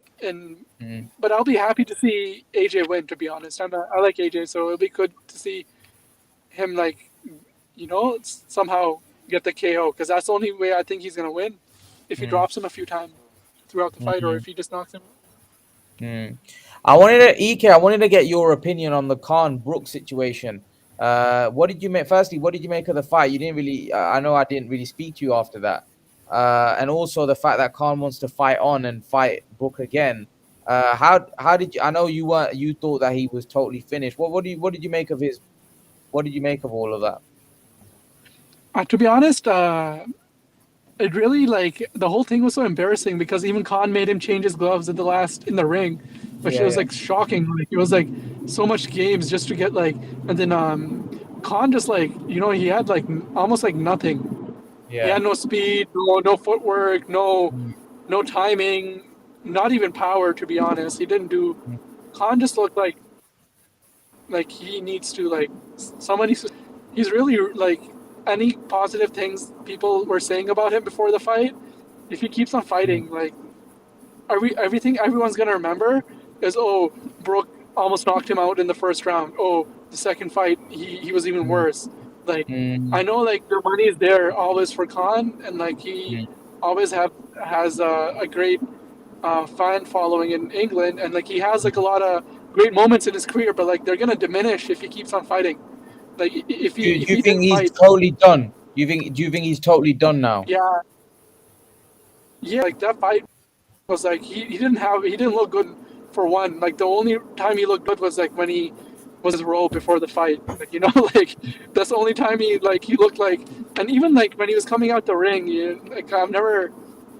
looked more confident walking into the Canelo fight. Yeah. That's what I noticed. Yeah, I agree. He looked like completely like starry-eyed, you know, like it's his first title shot. Yeah, and he's like yeah, his first yeah, title yeah, yeah, yeah, yeah. Yeah, he looked like he didn't want to be so there. It was like, you know, like I think the bad thing about Khan is like the people who will train him. I'm not saying they'll know like they'll make money, so like they'll keep on training him. Like they'll keep on like his people promoters will keep on like it's not good. It's not good. Like he has the money, he can do commentating. Like he sounds good. He's very articulate. He has so many avenues. He doesn't need to fight. I just think it's like I'm completely like I'm not gonna watch any more Khan fights. This was like I'm not gonna support it. I'm completely against it. Yeah. It wasn't great. It wasn't great showing that. It was bad. It was bad.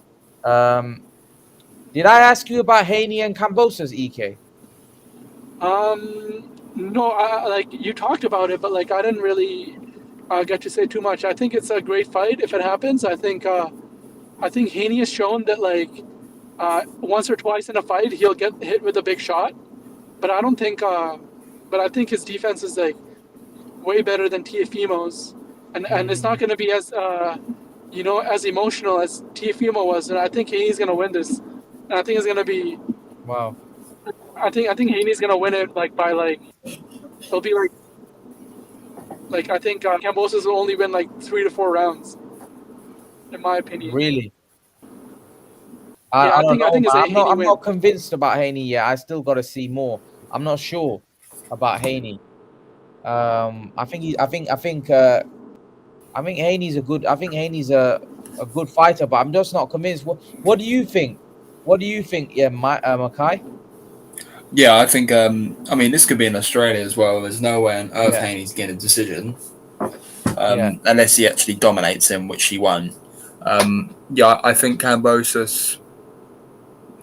I think Kambosos will find his timing and everything. A bit like with what Joseph Diaz was doing. After he had like obviously the first 4 rounds were quite bad. He didn't really throw anything, but then he started finding his timing and everything. He was hitting Haney with lots of punches. He just couldn't be as effective because he was so much smaller than him. Haney was a lot bigger than him and everything. He just wasn't at his proper weight class. Kambosos, he's near enough the same size as Haney. He's a lot more faster. He's generally just a way better boxer as well. Kambosos, he's very good at what he does. Very technical at times and everything. I think he could kind of outbox Haney. He'll outbox Haney at times and everything as well. And he'll probably get the decision. Yeah. What Haney you think or Kambosos? Kambosos, yeah. I think he'll find his timing and everything. He'll probably get the decision win. What about Lomachenko? That was the original fight, obviously, that we know with the situation with Lomachenko. But who would you have favored in that one, Lomachenko or Kambosos? Oh, Loma, yeah, no doubt. Loma could have. I mean, if this is a healthy Loma, no injury, like the one we've been seeing lately, I think he might stop Kambosos. Loma beats everyone, says Brendan Jackson. Yeah, I agree. Do you think Loma beats everyone? Do you think Loma beats Shakur Stevenson if he moves up? Yeah, he destroys Stevenson. Stevenson's not ready for Loma. Do you reckon? Yeah, a lot of people think that Stevenson would destroy Lomachenko. No, yeah, that's crazy. Crazy. But Stevenson's like one of the best he's like one of the best young out of all the youngest fighters. He's like probably the best. I think he is. I think he is one of the best guys, like the young guys. But I still don't think he's good enough to beat Loma, though. Yeah. He's not in.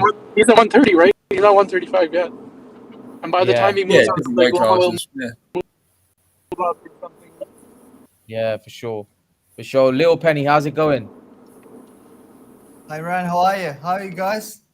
All good, man. All good. What's up? Hey man. Hey Makai, how are you?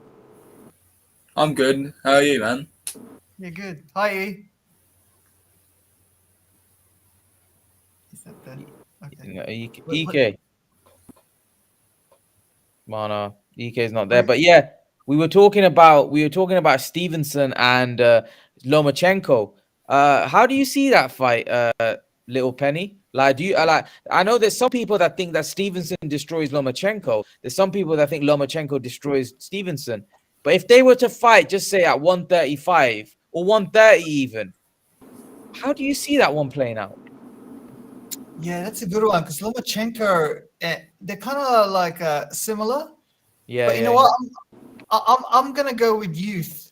I'm gonna go with Shakur because Shakur reminds me when Mayweather was at 130 when he was fighting Diego Corrales and Gennaro Hernandez. Not as good, right? Not as good. But I think Shakur's special. I really do. And Loma is on the downside of his career, right? Yeah, he's old now, isn't it? Where Shakur's on the upside. So I'm going to go with youth. I think it'll be close. It'll be close because Lomachenko is really special as well. I just think that Shakur is maybe length. His jab might be a bit too long for Loma. I'm gonna go with Shakur. What does Mackay think? He said Lomachenko destroys him. Really? Yeah. Okay. Yeah. Shakur. Wow. He's not ready for someone like Loma yet. Don't get me wrong, he's good, but going against someone like Loma, like after let's say if he beats Valdez, going after someone like Loma, a healthy Loma as well. Yeah, that's yeah. What are you, Imran? What do you think? I don't know. That's a really, really tough one for me. Yeah. Because I agree with you. I think Stevenson is special. I think Stevenson is special, and I don't know how that fight would play out. I honestly do think Stevenson is special, like you say, Little Penny. And you know what? Okay, Little Penny, let me ask you this: Mayweather and Lomachenko at 135, who wins? No, I've got Floyd in that one. Floyd. Yeah. But by the way, Imran, sorry, just going back to the Shakur Stevenson Lomachenko thing. Yeah. Top Rank has always been conservative when they nurture their young stars like Cotto, De La Hoya in the mid 90s. Even with like guys like Berlanga, if they think that guy is not ready yet, that will slow them down. Even Juanma Lopez, I don't know if you guys remember him from Puerto Rico.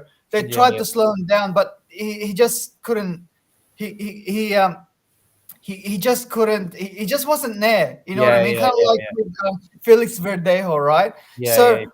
Core, because they have put him there against Valdez, that tells me that their matchmaker at Top Rank, they tell me that not only that Shakur is ready, that he's special because they're putting him in there with a killer, right? Because usually with Cotto, when they put him in there against Zab Judah, right, or against Mosley, that tells you that this guy is special. Because if Shakur wasn't ready, right, they're not going to put him there against a killer against Valdez, right? Because Valdez is a killer. So that tells me that that Shakur is ready. So, and then your second question, I'm going to go with Floyd, man. At 135, Floyd, he fought Jose Luis Castillo. He probably lost that first fight, but he did rematch. But at that weight class, 130 and 135, man, Floyd was unbeatable, man. I think that was his weight. In fact, I reckon 135, 140 is probably Floyd's best weight to me. Now I'm gonna go with Floyd. Floyd's too big anyway for 135 too. Yeah. I'd have to agree. What do you think, Mackay, on that one? Floyd v Lomachenko. At what weight? 135. Probably Loma. You think Loma? Yeah, probably Loma. Wow. Leo Penny, did you hear that? Yeah, man, I like Mackay's confidence on Loma. Yeah, I'm a big Loma fan. I think Mayweather could have been like Mayweather was a monster at 135. Ash, what do you think? Mayweather or Lomachenko at 135? For me,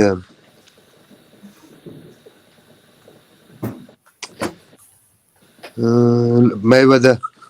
Yeah. Just because of his power, I think his power would make a difference. True. Yeah. At 135. Yeah. I think he was knocking guys out at 135. Yeah, it was. He was bashing guys. Yeah, that's a good point. Mayweather did have power at 131, 135. And remember, Lomachenko's a small 135, little penny. Yeah, true. That's right. But one thing I remember with Loma is he's small, but man, he brings these challenges as well. His speed, his footwork, his angles. Yeah. You know what I mean? So that goes in his favor. But I just think Mayweather. But would that work against Mayweather though? I don't know whether that would work against Mayweather. Yeah, because I think Mayweather would, Mayweather would touch him a few times, and then he would be maybe get a bit shy about it, because Mayweather had that kind of power where he wasn't knockout power, but power that you got to respect. Yeah, Daniel Phillips said. Let me get his. Loma is the most overhyped, overrated fighter ever. He gets more title shots without having to work his way into them than anyone in history. No chance against Devon. I think George and Tank also stop him. Wow. No, he's a great fighter. Lay off the alcohol. Daniel, what ridiculous thing to say. He says he's the most overhyped and overrated fighter ever, Daniel Phillips says. No, Loma's a great fighter. He's a great fighter. Mm-hmm. If he was overrated, he wouldn't be winning them fights that he's in. Yeah.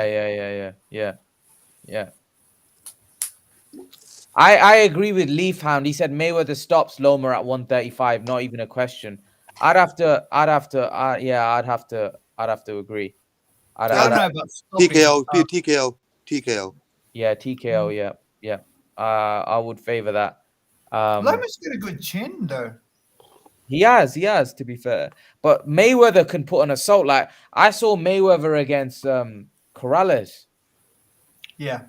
Mayweather can put a beating on these guys, man. Mayweather batters even the way Mayweather battered Canelo. Loma's so awkward, man. The angles and everything, even the speed. He had power too, man. No one really talks. He can definitely punch. But I just think I think he would.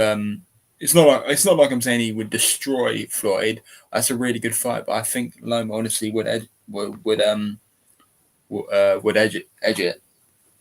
Wow, I think that's very controversial, Makai. A lot of people would be like, I love being controversial, man. Yeah, Makai.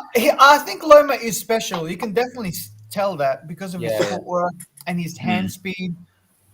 But the thing is, these guys, like Mayweather, Mayweather was that's he's cut from a different cloth, man. Like he's because that fight against Linares, right? Like when Linares dropped him, even though he won that fight, and also that Kambosos fight. Sorry, not Kambosos. That Teofimo Lopez fight where he lost. No, he didn't. He didn't get annihilated or anything. I thought it was actually a close fight, but I didn't think Teo won it by a couple of rounds. I just think, man, had he faced Floyd, that version of Loma, I think Floyd would beat him. Right, the Loma that was in the ring with Lopez. Obviously, we know he was injured anyway, but that wasn't the Loma we'd seen the last two fights that was in there with Lopez. People may disagree, but it definitely wasn't. And anyway, Loma still. I scored a draw anyway.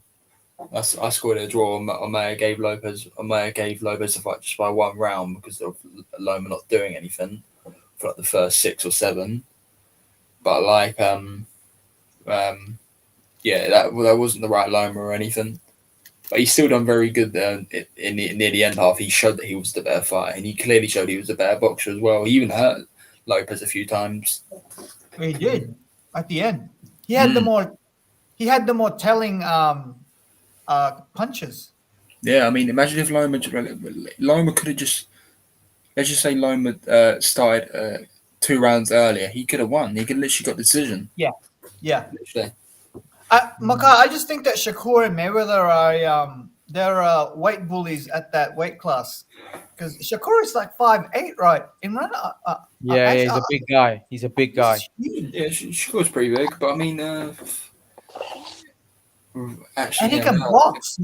Okay, and he can box too. A big guy who can box. Now I don't know if he's chinny because he hasn't. We'll find out. I reckon he is. I reckon he is. Reckon he is? Honestly, I reckon he is. Obviously, Okay. I don't think it'll happen against Valdez because Valdez he's quite smaller. You know, Valdez can definitely get in the inside, rips in the body and everything. Because he's going to show up for this fight. But I do think Shakur will win. Hey, Makai, Valdez can crack, man. I reckon he'll test this. He can crack. If he lands with Shakur, I think Shakur will go into a survival mode very quickly. Okay, yeah. That's why one thing. That's one thing I don't know about Shakur. I think he's got everything else. I don't know if he's chinny. I mean, yeah, we don't know, but I can't just say, I think he is. Yeah, we'll have to wait and see. Yeah, guys, I want to ask you your opinion about, because I don't think we've had a debate on this. Josh Taylor and Catterall. That was a robbery, that was a robbery. No, it wasn't. It wasn't a robbery. You don't think so? I don't even think it was a robbery. It was right. It was a close fight. Right. The commentary was so biased. Right. What it is? Do you think Taylor won that fight? Yes, I think Taylor won the fight. Yeah, and I'll tell you why. Well, I can't tell you exactly why, but what it is, Catterall, because Catterall did a lot better than everyone was expecting. I was, and a lot more other people, we were being too generous in the rounds. Like, when I watched it live, I thought Catterall won nearly every round, yeah? And then I actually rewatched it without the commentary, and then you can generally see about, this wasn't even controversial, really, or anything. Like, this fight could have went either way. Like, it was just the commentary and everything that made it look like Catterall was winning. Like, it was terrible, honestly. And I remember saying it as well, and everyone was laughing. But like, that's what I think. And I mean, a lot of people were even saying it as well. I've seen loads of videos like saying it wasn't even controversial or anything. You need to just rewatch the fight. But, I don't know, Lil Penny. What do you make of it? No, I thought it was a robbery. Mind you, I didn't watch it again like Makai. It may change my mind, but when I first saw it, I thought Catterall won most of the rounds. Yeah, I don't. He dropped him as well. But he dropped him as well. Like, it was. Remember, Taylor dropped him as well. No, Taylor never dropped him. I thought he did. No. So basically, Taylor had a point taken off, right? Okay. And then Catterall had a point taken off. But yes, so it evened itself out. But Catterall dropped Josh Taylor. But I thought Taylor dropped Catterall too. Makai, did you? He didn't. No, he didn't. Okay. No, Taylor didn't. Okay, all right. But I did think that Catterall won most of the rounds, and I like his shoulder roll or that Philly shell. Yeah. Great. He was great. Yeah, I don't think Taylor was connecting that much, to be honest. No, he wasn't. He was getting him a lot to the body and like backing him up, and he was getting a lot of that uppercut. It's just because it happens with me as well. Because I saw what Catterall was doing a lot better. It just made me get so generous. Like, when I was watching it live, honestly, I had Catterall winning almost every round. I was shocked when Taylor got the decision, and then I rewatched it, and then I literally realized, it wasn't even a flipping robbery. Hey, Makai, did you see that when Taylor said that he wants to move up to 147 and that was his last fight, 140, Catterall said, as a warrior, says, sure, I'll go up to 147 and fight you for the rematch. I like that, man. But I'm not interested. I mean, Catterall, he made that fight so boring. The guy, the last 4 rounds, right? The last 4 rounds clearly went to Taylor anyway. We can all agree on that, right? I mean, there's no way Catterall won those last 4 rounds. The guy held non-stop and was getting beat up, really. Yeah. So those are the last 4 rounds definitely went to Taylor. You just need to find 3 more. I mean, even if you want to score a draw or something, still, it's a close fight. It wasn't like a big robbery or anything, as people are making out to be. Trans basically. So Trans wants to come onto the live. Apparently he's not happy with what you're saying, Mackay. He said I'm Scottish. He said I'm Scottish, and I thought Catterall won that fight. I don't care if he's Scottish or not. I don't mean anything. Use the link, Trans, and come onto the live stream. So what does Ash think? Hey? Imran, ask what Ash thinks about who won the Catterall versus Taylor. Ash, who won that fight? Catterall or Taylor? I think it was a robbery, you know. Yeah. Because I hear what he's saying, Mackay, that you know, because he's less a fighter, you kind of, if he does well, you kind of look at it as he's done really well. But Josh Taylor flipping didn't do nothing in that fight. What did Josh Taylor do? Yeah, I'd agree. I think Taylor looked really poor, to be honest. All I've seen was a lot of you know, hugging and a lot of, like, you know, grappling. Yeah, terrible. Wasn't much action in the fight, to be honest. And I thought Catterall landed the cleaner punches, Ash.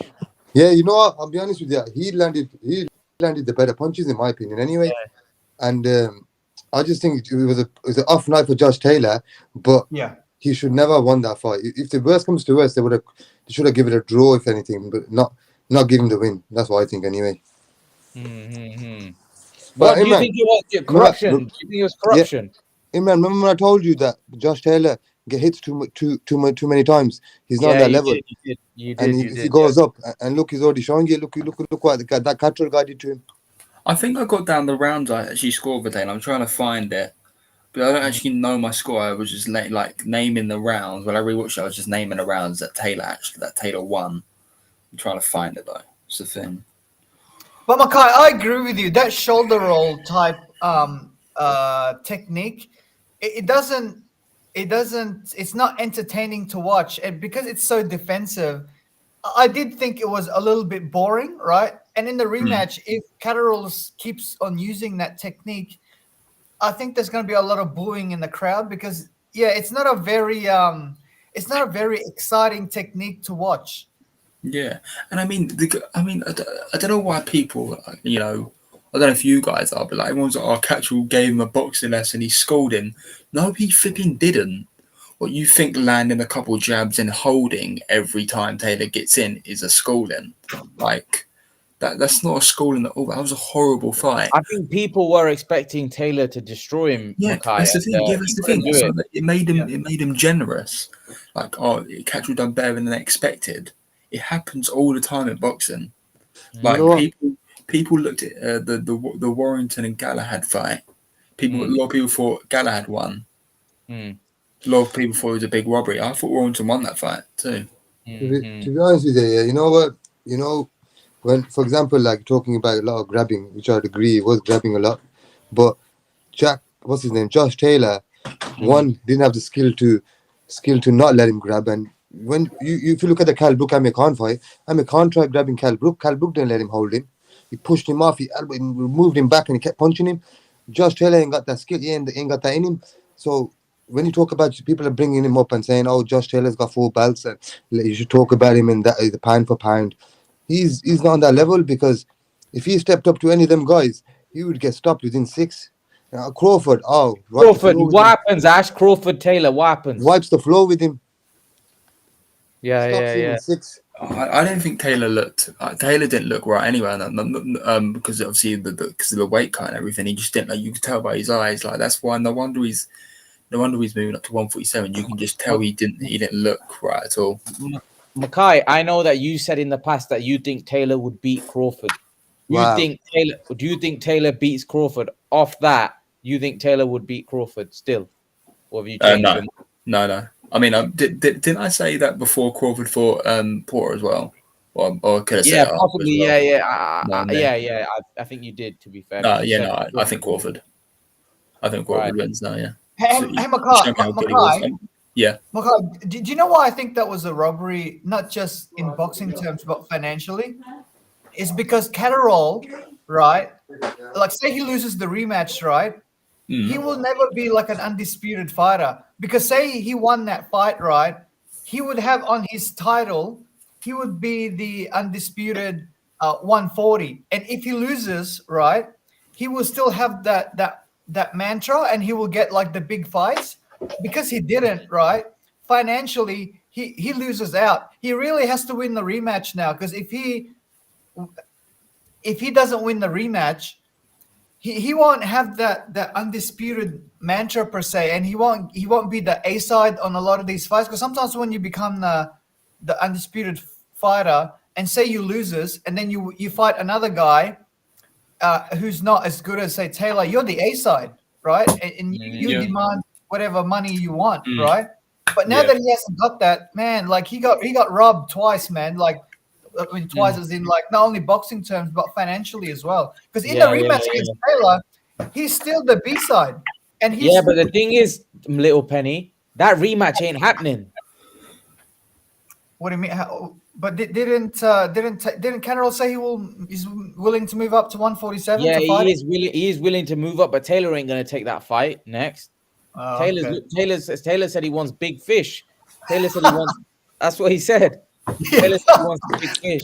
Imran, you know what you gotta look at, yeah? If you look at all the welterweights right now, all the guys, and even the guys you talk about now, the Josh Taylors and 140, 147 guys, and if you put them back in, say, 10 years and put them in the era of, say, Mayweather and Pacquiao, there's only two guys that can go in there. That's Spence and Crawford. The rest of them, they can't go in there. So that tells you the level of competition that is right now. Because you're telling me, what would Cotto do to these guys? What would guys like Jab Judah do to these guys? Ash, I think Thurman in his prime before he got injured, I thought it was pretty good. Yeah, Thurman. Maybe Thurman. Okay, I'll give you that, Little Penny. Thurman can go in there, but besides that, I can't think of any other welterweight or 140 guy that can hang with them.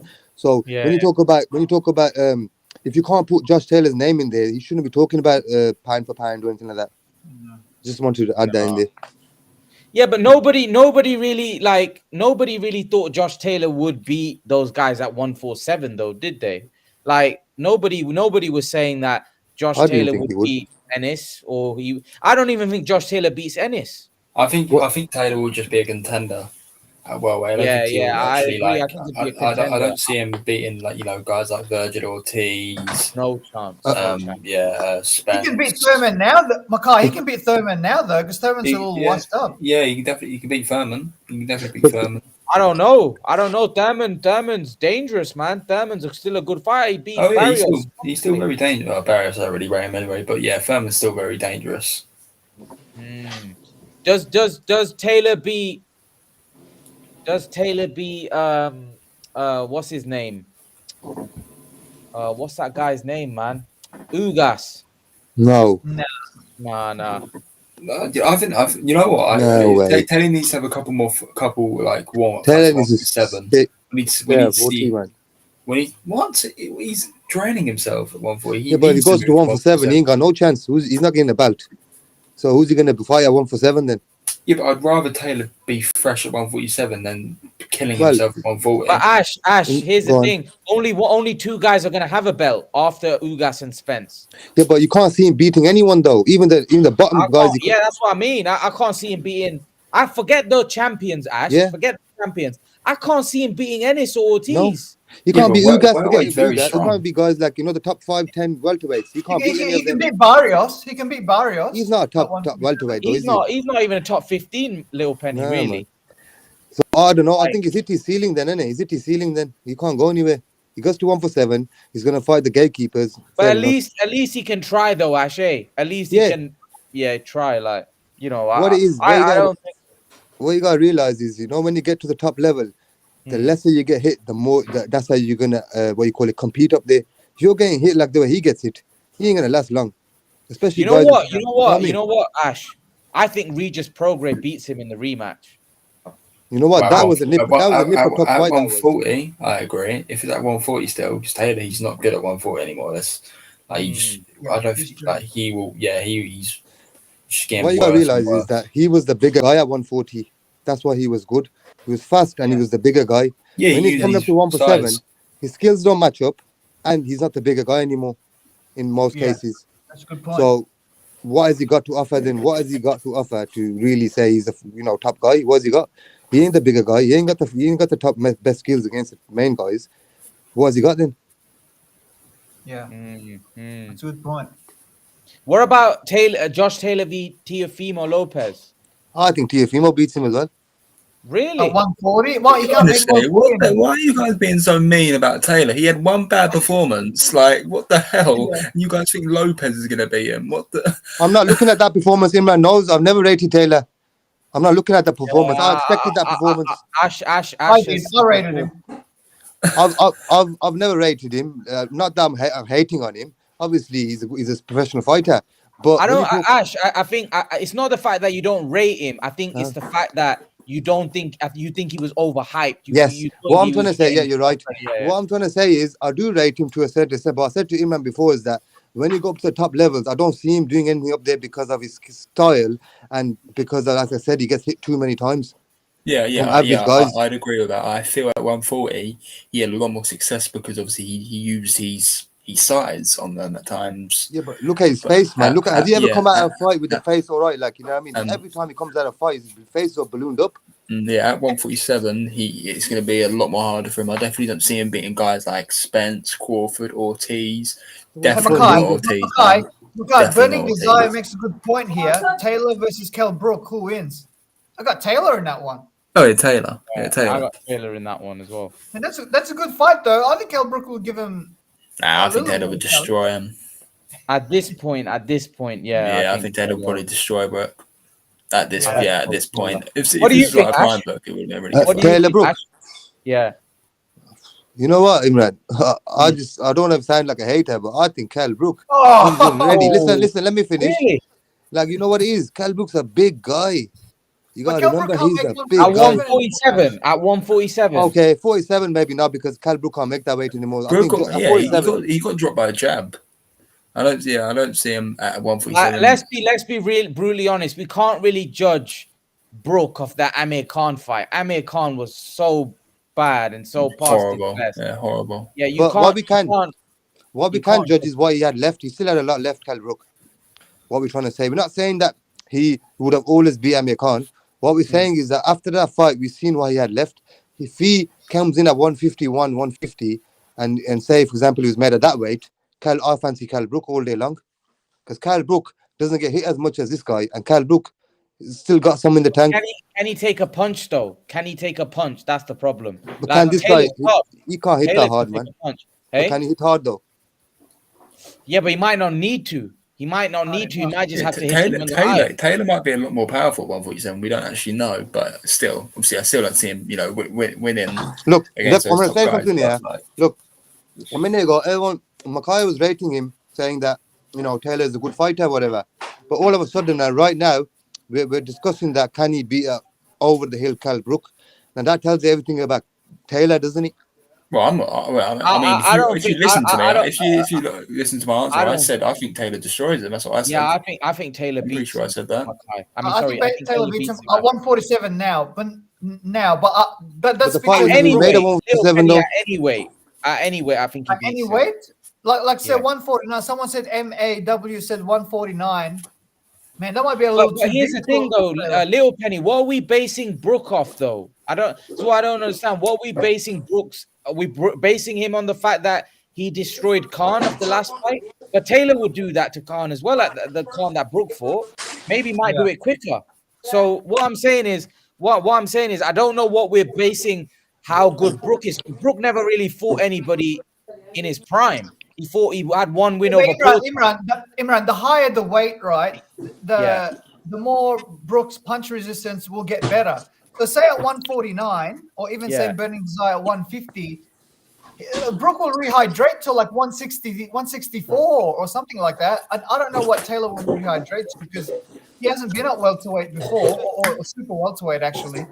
So I still think Taylor will win because Brook is washed up. Yeah, but why are we talking about? Why are we talking about him fighting Brook? He's this guy. He's got 4 belts and he's stepping up a weight. True. So why are we talking about him fighting a guy that's finished? We need to be talking about this guy fighting the main guys. I agree. He can go up there right now and get a mandatory straight away. He can fight for the title straight away, can't he? Yeah, Ash, he's got no chance against Crawford, man. No chance. The No WBO chance at all, version. man. That's like the Kell Brook. We know what happened to him. You know what Terence Crawford did to Amir Khan. That's what he'll do to Josh Taylor. I think Taylor would put up a better fight. I think he'd put up a much better performance than that. Yeah. Khan was finished, man, when he fought Crawford. Yeah, but what I'm saying is the way he put a beating on him, that's the way he'll do to him, because remember, he just come off Catterall. Yeah, he'll batter him. I'd agree. Crawford's very effective when you're coming forward at him, when you're trying to be an aggressor. Obviously, we saw it with Porter. Taylor, I think he would make.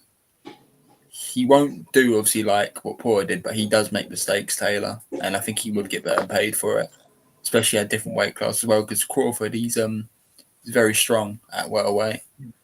So Taylor, he needs a couple of warm-up fights. Taylor, guys, Conor Ben v Taylor. We're not talking about that. Why is that not a good fight? Conor Ben v Josh Taylor. 147. Yeah. That's a good fight. Yeah, I like that fight. I mean, as I said though, I want to see Taylor take a couple warm-ups at 147 first. I don't want to see him going straight into a big one. No, but you know what I mean? No, but here's the thing: Conor Ben should be for Taylor should be like a warm-up, really. If Conor Ben's willing to fight, Josh Taylor, right? I don't see why that fight can't be made. Taylor's an undisputed Taylor in that one. I got Josh Taylor in that fight. Yeah, I got Josh Taylor too. I like that fight because we still don't know how good Conor Ben is. We'll see how good he shows up. Josh Taylor is tested. Conor Ben battle tested and everything. Yeah. Yeah, but Imran, can you ask the panel, right, between myself, Ash, and Mackay, and you as well, who would have won Khan versus Brook in their prime, say 2013? Who would have won? I still think Brook always would have won. At the time in 2013? Yeah, this is before honestly. Brook was a champion, by the way. Well, I mean, 2013, 2014, basically the same. I think Brook always would have beaten him, to be honest. Okay. Ash? I think Amir Khan would have beat him. Maybe to the first footing, then like cool Amir Khan, in and out combinations. Burning Desire would have caught him near the end when they got. Burning Desire said pre-Brook v Porter, Khan wins, but not after 2014. Yeah, I agree with that one too. Yeah, I was about to say that. Yeah, that might not be that might be a good shout. I think Burning Desire I think Khan before 2014 would have been too experienced for Kell Brook. Yeah. Yes. And he had too much I think at that point, but after that, Brook, the one that beat Porter, might have been a problem. Yeah, because he had confidence, you know what I mean? Because he wasn't a champion at that time. Yeah, I agree with that. I mean, Khan, dude, people forget Khan was a beast, man. Yeah. 140, he was.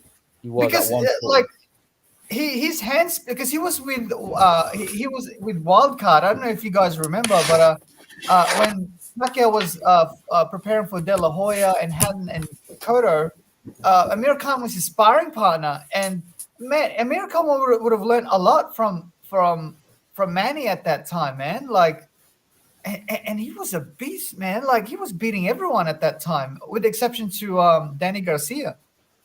So let me just name some comments. Leaf Hound says Brook wins. Khan's always had a glass chin, and so Kell Brook was good before face injury. He should have never took the GG fight. Mm-hmm. That really hurt him. He was actually scheduled to face Vargas, Jesse Vargas, who had the WBO belt at the time. It would have been a unification at welterweight, but he came out in the negotiations to fight Golovkin. Worst mistake he ever did. Yeah, Mackay, had he won that fight, right, Pacquiao, he would have gotten his big fight. In fact, he may have been in England even, because Pacquiao would have fought him. Absolutely. I probably would be in Las Vegas, because, you know, these casinos, they always outbid anybody, like MGM Grand. Like, they paid like these their site fee is like, it's not comparable to any stadium, or because England doesn't have a hotel like MGM where they can pay a big site fee because they can recoup the whales coming in. So yeah, it would have been in Las Vegas, but he would have gotten his big fight, and Pacquiao would have been the challenger. He would have been the unified champion. Man, who knows, man? Like, I think Pacquiao still won. Yeah, but that's a pretty good fight. Yeah, Pacquiao was Pacquiao was something else. At that time, 2016, 2017, it was on the downside. Like, the Thurman fight was still there. Like, that sort of a tank. He had still, because he was like a B fighter at that time, but his B plus version is still better than someone else's A version. You know what I mean, Imran? Leaf Hound says, so Burning Desire says, how did Khan take all of them shots against Brook? I don't know how. Leaf Hound says Khan got dropped by C-level fighters in his career. I don't know about that. Who's the C? I think he's talking about, what's his name? The first guy that got knocked down. What was his name again? Prescott. I don't see him as a C plus fighter. He fought Crawford. He fought Crawford for the title, didn't he? And he fought Mike Alvarado too in a war. He cut. It was on an undercard of the Pacquiao Bradley fight, right? Yeah. And Prescott tore his lip to the point where his lip started although Alvarado won that fight, it was still a close fight. Yeah, I think Prescott obviously went on to lose a lot of fights after that. I don't know. I wouldn't say Diaz was a C. Like Burning Desire said, Prescott, Diaz were probably C level, and Samuel Vargas. I wouldn't say Diaz was a C level fighter. Diaz, Julio Diaz was a good fighter. Yeah, he was. He was a champion at lightweight, and he drew with Sean Porter. Before Khan fought him, the fight before, he drew with Sean Porter. Julio Diaz was a really good fighter. If you run through Amir's resume, man, he fought the best, with exception to fighting Brook in his prime. He pretty much fought everyone at 140. His resume is surreal, man. Yeah. Maidana. Oof, that fight was one of the best fights. Big punches in that fight. Imran, that fight told you that Amir's glass chin is not glass chin, because Maidana, especially the last three, Maidana put everything in there, like, you know what I mean, and he couldn't get him out. Yeah, that was. Amir won that fight, right? Yeah, he won that fight. Yeah, and he dropped, like, he could have knocked Maidana out in the first round. Yeah, he did with a body shot. I remember, right? Body shot. Horrible. That was a sickening body shot. That was. You know what? One thing about Amir Khan is that he had good body shots. Pacquiao wasn't known for his body shots, was he, Lil Penny? No. He didn't have great body shots. Like, I was thinking about that the other day. Like, I was trying to think of Pacquiao's career and thinking he wasn't really a great body puncher. No, he wasn't. But he took him though. Yeah, I remember Cotto put some body shots on him. It didn't really bother him. No. Yeah. Canelo's a great body. Them 1,000 sit-ups, Little Penny. Sorry, Ash. Can you hear me? Yeah, go on, Ash. I said he used to do 1,000 sit-ups. Yeah, sit-ups. Yeah. Hey, Imran, speaking of Amir, what's going on with that wedding venue that he has in Bolton? I hear that, didn't it start in 2014 and it's still not built yet? What is going on? Yeah. I don't know what's going off with that. Are the builders jibbing him or something? Like, I feel like they're taking advantage of him. Like, they say, "Oh yeah, this costs $2 million." How can that? Did you see he bought a 500 grand Lamborghini? Did you see that? Did you see that? Did you see it on Insta? Did you see it? Yeah. I was like, whoa, man. That kind of irritated me a little bit. Me and Ash were talking about that the other day. Like, you lost against Kell Brook and fans were like really upset. And then you like kind of go and buy, you know what I mean? I thought it was a bit, man. It's a bit distasteful, really. That might get stolen, Imran, in Bolton. Yeah, possibly, man. But I was like, what do you think about that little penny? Like, after losing a fight and then going like, that's like not good, man. What do you think? Probably deserves it, man. Like, by the way, Lamborghinis are very hard to park because they don't have a mirror to. You really have to like go outside, like out of the window. Oh That's yeah. I've never driven one, but I hear that there's no mirror on like where you can look. Yeah. It's very hard. There's no, you know what? Them supercars are hard to drive. Full stop. That's why. There's a lot of these sportsmen have a lot of accidents. These sportsmen with like these Lamborghinis and Ferraris. Errol Spence. Yeah, Errol Spence, man. That was oh my God, that was a horrific car crash. I can't believe how he survived that. I don't believe how he survived as well, man. Like obviously God was on his side. You know what I mean? Because they're like that was because Imran he got thrown off, right? If he hit a tree, he would have been dead. Yeah. That's what I mean. Like even like if he had his seatbelt on, he would have been dead. Yeah. Yes. He never had his seatbelt on, so he came flying out the car. Yeah. If he had his seatbelt on, he would have stayed in the car. Yeah, man, he's so lucky, man. Unbelievable. Yeah. Wow, man, that's crazy. Man, 9 times out of 10, you have seatbelt will save you. That one time, he's lucky that he wasn't wearing it because that one time you can die. Yeah. But obviously, they'd have to go with the 9 times out of the one time. You understand what I mean? If that makes sense. Yeah. He's lucky, but the thing is, like that's obviously, that's probably something that Spence probably did. He probably never wore seatbelts, possibly. But then, what makes me think is the fact that the guy is driving so fast. He was driving so fast and not wearing a seatbelt, man. That's kind of crazy, man. One thing you gotta say is, you know what? After his accident, he's not the same guy. He's not the same guy. Do you reckon? I got it. Yeah, I kind of know watching it. He's not the same guy. He's 75% of the guy he was, but he's not the same guy. Come on, man. After the accident, think about it. That's why I think Ugas will win this fight in April. Now I just think that Errol Spence is a special fighter, man. I think he showed that he came back and fought Garcia and whooped him.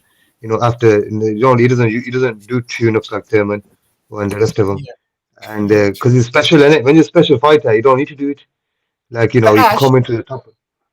Ash, not only that he's 75% like of himself, you got to add in he's got an eye injury as well. So which happened after his crash. So to me, I think Ugas will beat him, man. I just think that. Now I might be wrong. And hopefully I'm wrong because I like Spence more than Ugas because Spence is more of an offensive fighter. But in reality, I think Ugas will beat him, man. I think Spence is a different fighter now. Yeah. You'll have to wait and see. It's a good fight. It's a good fight. How about man? If you look after the Ugas and the Pacquiao fight, if you look at Ugas' face, Pacquiao touched him up. He did touch him. Yeah, he did. Yeah. It's just that he had his number. So you can imagine now, Errol Spence punches him much them times. I think he's gonna stop him if he hits him. Ash, Pacquiao, he's got a sneaky power at 147, man. Like, people, he's small, but man, he can punch, bro. Yeah, but Errol Spence drains himself to 147. He's naturally a 154 fighter. Yeah. So when you're younger, it doesn't affect you as much, obviously. He's now 32, 33, whatever. It's not going to affect him as much because he's kind of not. He stopped going up and down in weight lately. He's kind of stays at a normal weight now. If you go watch Kell Brook times when he fought Kell Brook, he was so big and then he's coming down and going up and coming down. He doesn't do that anymore. So that can favor him in the fight in fights. So obviously, you're always at a good weight. Like Ash, I wonder what Kell Brook would have. Ash, I wonder what Kell Brook would have done if he didn't fight Triple G and he fought, say, Errol Spence straight away because he was his mandatory. I wonder how that fight would have gone. I think it would have been interesting, but I think like this fight when he went to the 6th round and then Errol Spence just started turning it up and just walking him down. Errol Spence would have still done that to him because what you got to remember is Kell Brook's never fought an opposition like that, and Errol Spence is like top of the top. And Kell Brook was good, but Kell Brook was just the 1-2, nothing special. You understand what I'm trying to say? If that makes sense. And Errol Spence does everything good. There's nothing he doesn't do good. Like he showed in the Garcia fight, everyone was saying, "Oh, he's an out box. Spence can't box and blah blah blah." And look what he did to Garcia. I know he's a smaller guy, but he put a clinic on it. He showed that showed with the jab what he can do with just a jab. So I still would fancy him, but it would have been a tougher fight. It would have been closer. See, with Spence, he kind of reminds me of Taylor, really. Because Taylor at 140, he used his size. Not really. Same with Spence, really, a welterweight. I mean, if he moves up, if he moves up and everything, Yeah, I know. Spence, he won't have success at all. Spence don't get hit like that. Yeah, what? Are you crazy? Spence gets hit. Spence gets hit worse than Taylor. He gets his work. Yeah, he gets. Have you seen Taylor? Have you seen Taylor's face after every fight? He's like he's been in a car crash. Taylor gets right. Taylor literally gets cut in every fight. He gets cut a lot more easier and everything. I don't mean anything. Spence, he gets hit a lot. I don't know what you've been watching, mate. He gets hit very hit. I don't know. I disagree with that because easy. He just has his hands up, yeah, and he's getting punched. He gets punched through the guard. He gets hit clean a lot as well. I agree with that, man. What's your opinion? What do you think of that? Does Spence get hit a lot? What Makai's saying? I think Errol Spence blocks a lot of shots with his gloves. To be honest, he blocks a lot of shots. I mean, Taylor has. Taylor also has his guard up a lot. But he's one that gets hit a lot. But Spence don't. That makes no sense. Spence and Taylor both get hit a lot. They both get hit a lot. I think Taylor gets more, man. I was gonna say Taylor blocks with his face, but Makai might get upset. Yeah, I don't know. I think I'm not. It's just a bit weird for you to try and defend that Spence don't get hit. I mean, that guy gets hit. Tell me a fight he got hit a lot. Sean Porter. That was the most easiest question you've asked me. Okay, that was a brawl. Okay, besides that, Kell Brook. He got hit a lot against Kell Brook as well. Okay, what the fights? Makai, these are much 30-odd fights. Taylor's fighting against. So because obviously Taylor, Prograis, Ramirez, top tier guys, right? I'm trying to think of Spence. Obviously, they were top tier in that division. He didn't really throw. They're not as good as. But there's all I'm gonna say. All I'm gonna say is this: when you swim, you're gonna get wet here. Of course, he gets punched, but it doesn't come out like he's been in a car crash. That's what I'm trying to say. No, I've never seen Errol Spence come at a press conference or gone to hospital or bust up face. Look at your man Taylor. Every fight, his face is bust up. So if you think that's did you see Spence's face against Porter? What was wrong with his face? Right, you're right. So your whole argument is we just have to agree or disagree. No. Your whole argument is just based off Taylor's face. There's fighters that get bruised a lot more easier than other fighters. But Taylor's been in a lot of wars because of his face. He's been in a lot of Taylor, he's fought more top guys in his division than Spence has. I mean, I don't even think Spence fights anymore. Like the guy doesn't even fight anymore or anything. No, but Taylor, if you look at I don't know what you're on about. The Baranchik fight, that was a hard fight. Taylor, that was a hard fight.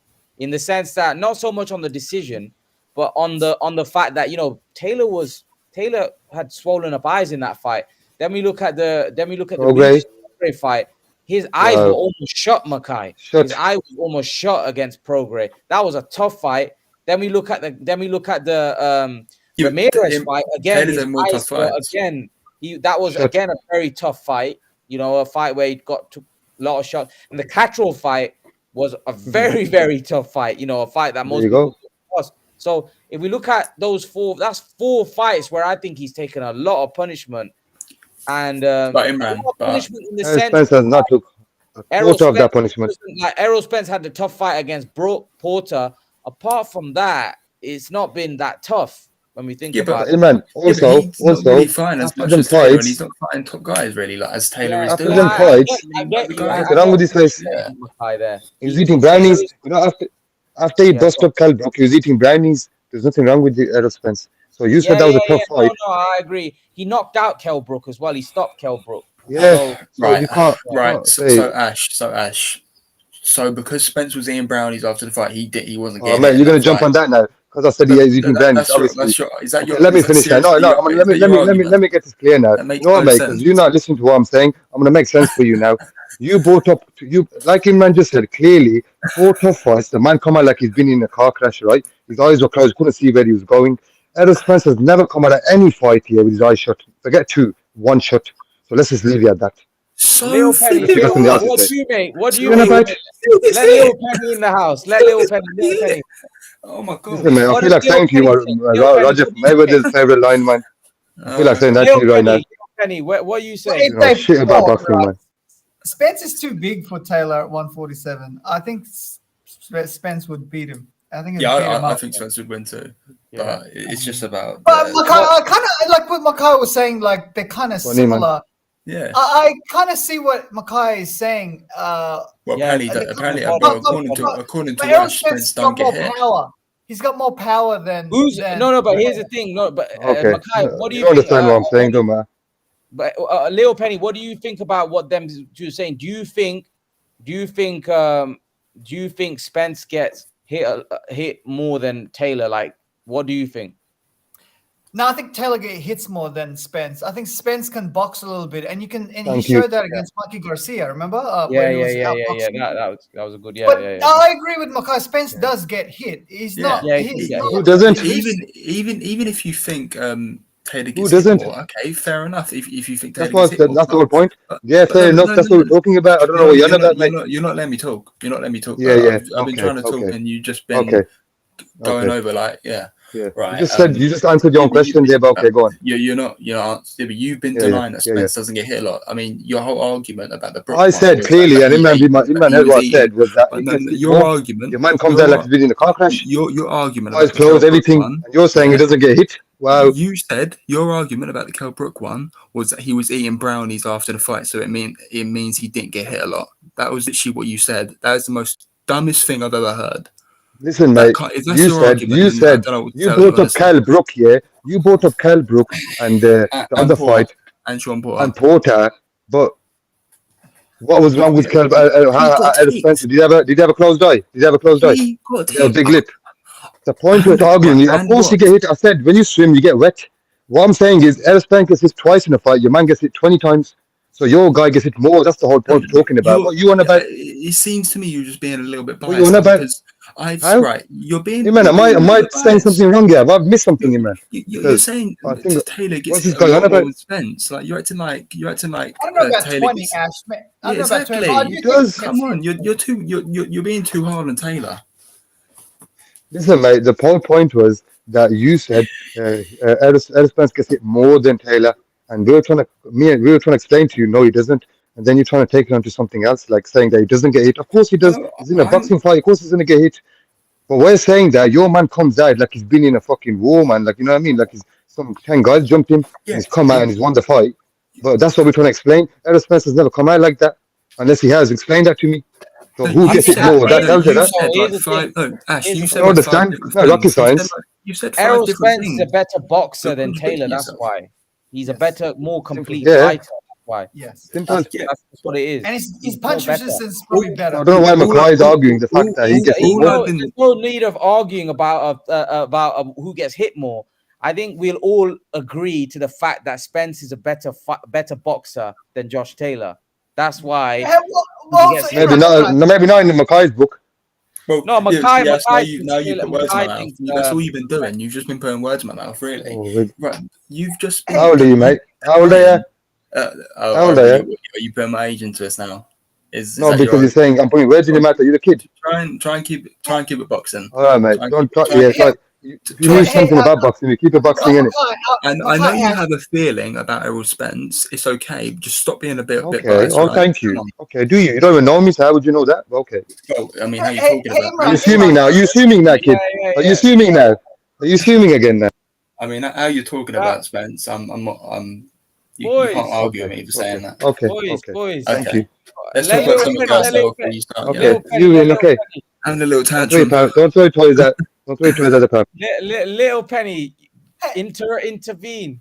Why does everyone get upset when Kell Brook always brings up this brownies thing. Like Amir Khan got upset. I remember Errol Spence got upset about that. Why? What is it with the brownies that makes people Mackay's got upset about it. Everyone's getting upset about it. Ash, are you still crying about this? I thought we stopped talking about it. Come on, get over it now. I know I take the L nicely, okay? It's okay. What L, mate? What L? Okay. Hey, man, what L is he talking about, man? 5 different things. You've got no argument. All right. No move on, man. Move on, man. Let's move on. We need to move on. Good boy. But so basically, don't try to talk to me like good boy. Who are you talking to? Well, you've run my age, so I can call you a good boy, right? Yeah, but I didn't call you a good boy. Don't boy me, mate. You're a kid. Don't talk to boy me. You may speak to other people like that. You are, because you sound like you don't know shit about boxing. And you're trying to tell me about something. We need to move on. Shut up, man. Don't talk to me, man. Ash, you just contradicted yourself. It's getting a bit. You just contradicted yourself. Say what you like, yeah, but don't try boying me, yeah? Don't try boying me, yeah? Carry on the conversation. You're contradicting yourself. Okay, whatever, man. I don't want to waste my time with you. Okay, we'll stop talking. We need to move on. We need to move on. Forget. It's getting a bit too. Okay, so look, yeah, the chat. Everyone's having a laugh and a joke in the chat as well. But yeah, Little Penny, I'll leave it to you before we kind of end it, man. No one's talking about this great fight, the women's side, the Katie Taylor versus Serrano. Oh yes. Let's talk about that one. Katie Taylor v Serrano. I've got Katie Taylor. I think Serrano is probably a little too small for 135, and Katie Taylor's got power at 135 too. Not only that, when she moved up to 140, he beat McCaskill, right? So that tells you she does have power. She has ring generalship too. I love the way he evades punches, and then he counters her opponent. Now Serrano's got some speed. Now I don't know how Katie will time that, but I think Katie in the deep end of the fight, I think Katie will take Serrano to the deep end. Like in the championship rounds, I think Taylor will pull it off by decision. Yeah, I personally think I've got Serrano. I think Taylor's kind of washed up a little bit. Yeah, I think she's past the best. I think she's washed. Yeah, Serrano. She seems like more the fresh fire and everything. Taylor's been in a lot of wars and everything, so yeah, she has. Oh no, yeah, but that will count, Mackay. Those wars that might count. Because she's been in the deep water. You know what I mean? And she's fought bigger girls too, like Pursoon, McCaskill, and what's her name, Natasha Jonas. Whereas, I can't run off Serrano's opponents. I don't know who she's beaten. Yeah, she hasn't really been a lot of great names like Taylor has. Yeah, and that will matter. Especially in the late rounds. That will matter. So they say that Taylor's bigger than Serrano. Yeah, she is. Yeah, but she doesn't look that much bigger, man. She don't look that much bigger, really. Does she? Doesn't Taylor rehydrate to about 140 on fight night or 138 or something like that? Yeah, I don't know. I just think Serrano. I've seen Serrano's last couple of fights. She looks like a beast. Yeah, but that's against crappy opponents, though. Like. Yeah. I don't know. It's a sellout too, by the way. Yeah, it is at Madison Square Gardens, isn't it? Yeah, you know where Berlanga on the same night though. It's on the same night as Shakur and Oscar. Yeah. Well, if I had a choice, I'm watching the Taylor Serrano fight because there's more on the line, and the undercard is better. It's got Jesse Vargas versus That's a wicked fight. It's a title fight too. For a vacant, for a vacant. Isn't it for a title fight? No, it's not. It's not. I think it might be for an eliminator. Oh, okay. Who wins that? Little Penny, Taylor. I mean, Vargas v. Vargas. I got Vargas, man. Vargas has got experience, bro. Really? Yeah. A lot of people here in the UK are picking Smith, but I don't know whether that's because of bias. But Vargas is a good fighter, man. Vargas fought everybody. Vargas has fought everyone. Yeah. Vargas has fought Pacquiao, Broner. He's been at Bradley. Yes. Yeah. In fact, he should have won that fight. Like, remember at the end that the ref thought it was I think Bradley was winning that fight though, wasn't he? Like he was. But he was about to knock him out. Remember? Yeah, it was confusion. Yeah, he wobbled him. When was the last time Vargas fought? I can't remember. He got beat. I fought Mikey Garcia as well. Yeah. On DAZN in February 2020. He fought him. He fought Mikey as well. Mikey and Vargas and Jesse have fought. Mikey he's a good gatekeeper. Like he's a very good gatekeeper. Yeah. He is. He's still a solid guy. Like he ain't washed like Amir Khan washed. Yeah. But he's still a solid guy that can compete. You know what I mean? Yes. He was never in his prime a top tier fighter. But he was a good solid guy, you know. He was a champion. Who did he beat to become that WBO champion when he fought Pacquiao? Who did he beat to win that title? Yeah, I can't remember. I can't remember. But yeah, he Pacquiao Saddam Ali. Saddam Ali beat Cotto at 154. Yeah. That was Cotto was washed at that point. Yeah. But Saddam Ali had no business being at super welterweight. He's really a welterweight. Yeah. I think he beat Saddam Ali, for the WBO welterweight title. Yeah, Saddam Ali could fight, man. He's a good fighter. Yeah. I think that Jesse Vargas and Liam Smith's going to be a good fight. Yeah. I think they're similar level type fighters as well, Little Penny. Yes, I agree. Both kind of like, what would you like? Is gatekeeper disrespectful, or do you think it's fair? No, I don't know why people think that gatekeeper is I don't think it's a disrespectful. It's more like when champions become gatekeepers, they see it as like a disrespectful. But someone who's not a great champion like Jesse Vargas, like Linares is a gatekeeper. I think if you say to Linares, "Hey, dude, you're a gatekeeper," I think he'll probably take that. But if you say to Broner, "Oh, by the way, you're a gatekeeper now," he'll probably get angry because he was a champion, like a 4-division weight champion. You know what I mean? Yeah. By the way, how did Broner become a 4-weight division champion? Honestly, I don't know that either. To be fair, but he was good at 135, though. I gotta admit, he was good at 135. 130 as well. But yeah, 140, 147, and Maidana gave him that lesson in Alamodome. Remember? Yeah, that was good, guys. You know what? I'm gonna go to bed, man. I'm absolutely exhausted. But I'll give you guys last thing. What was it? Last thing. Any points you want to make? I think I'll go first. I think the guys need to look at the women's side where they're fighting the best of the best. Because on the guys' side, man, like with Charlo, this guy and Tank Davis, these guys are cherry picking. Whereas the women, they're not. So maybe they should look at the women and take a good hard look of themselves. That's my gripe for the day. Yeah, that was good, man. That was good. I actually think that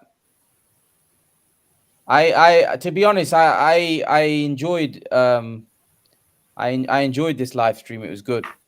I really did. I think it was really good. It was good. It was good. It was good. It was a good live stream, man. I enjoyed it. I enjoyed it. I think the guys in the chat enjoyed it as well. I think what do you call it? Makai and Ash got a little bit heated over a non-heated thing to get heated about. It was a gatekeeper type of a fight between those two. Yeah, I think it was a non-heated kind of. Yeah, as long as it's gentleman-like. I'm fine. Yeah, because Imran, I don't like. Sometimes I go into other lives. Yeah. Like when they argue, they use the N-word and they start like using knives. I hate that, man. Whereas Ash and Makai, it was they're good guys, isn't it? But sometimes it's good. Like I like heated. Sometimes I get it with my brother loads. Like once me and my brother, we actually became well heated, not on camera but off camera. You know, sometimes it can happen. Like it's just, especially boxing. Yeah. But sometimes we just got to remember it's kind of a sport, right? Yeah. As long as you don't use foul language and stuff, it's all good. Yeah. It's good, man. It's good. Like, you know what I mean? As long as it was good, man. I enjoyed it. I always enjoy it. You know what? The best one was, the best debate was when two guys were having it off. Were in the live stream was, I don't know if you remember, Little Penny, Mike and Christian. Yes, Christian, especially Christian, because Christian's points of view are out there. Like Andrade. Yeah, I remember that. That was a serious back and forth, man. That was whenever serious. Christian comes on, right? It's always someone will always. Tell you what, since Bernie Mac keeps commenting cat fight. It was no cat fight. It was just two people giving their opinion. If you want to come on next time, you can give yours as well. You're commenting in there all the time. Cat fight. Don't be cat fight. We're all gentlemen on here. Don't be cat fights here. Yeah, Mackay, didn't you have an argument with what's his name again? Imran, what was his name again? That guy who likes Andrade. What was it? Christian? The bloody arguments being it. I remember like we was debating. Like I felt really stupid debating it with him, but he was, he was being really entertaining. He was. He makes good points though. Like his points are valid. His points are just biased to me at times because he was saying he was telling me how Android would outbox Beterbiev and everything. Like he'd beat Beterbiev with points. So that's just you can't be right to think that. And we was fully debating about that and everything about Android versus Beterbiev, but no, Beterbiev would batter him. Yeah, exactly. Yeah. The size. Yeah, that would batter him. But guys, man, it's been a pleasure as always. I'm gonna come on tomorrow again. I'll come on tomorrow again, and I'll see you guys. You've been going live a lot recently. Yeah, Imran, you on annual leave? 2 days. Last 2 days. Last 2 days I've been on it. Imran, are you on annual leave or something, or? No. Just felt like going live. To be honest, felt bored. Like after gym, I've had some time, so I thought might as well. And tomorrow, like I'm not going to the gym, so I don't.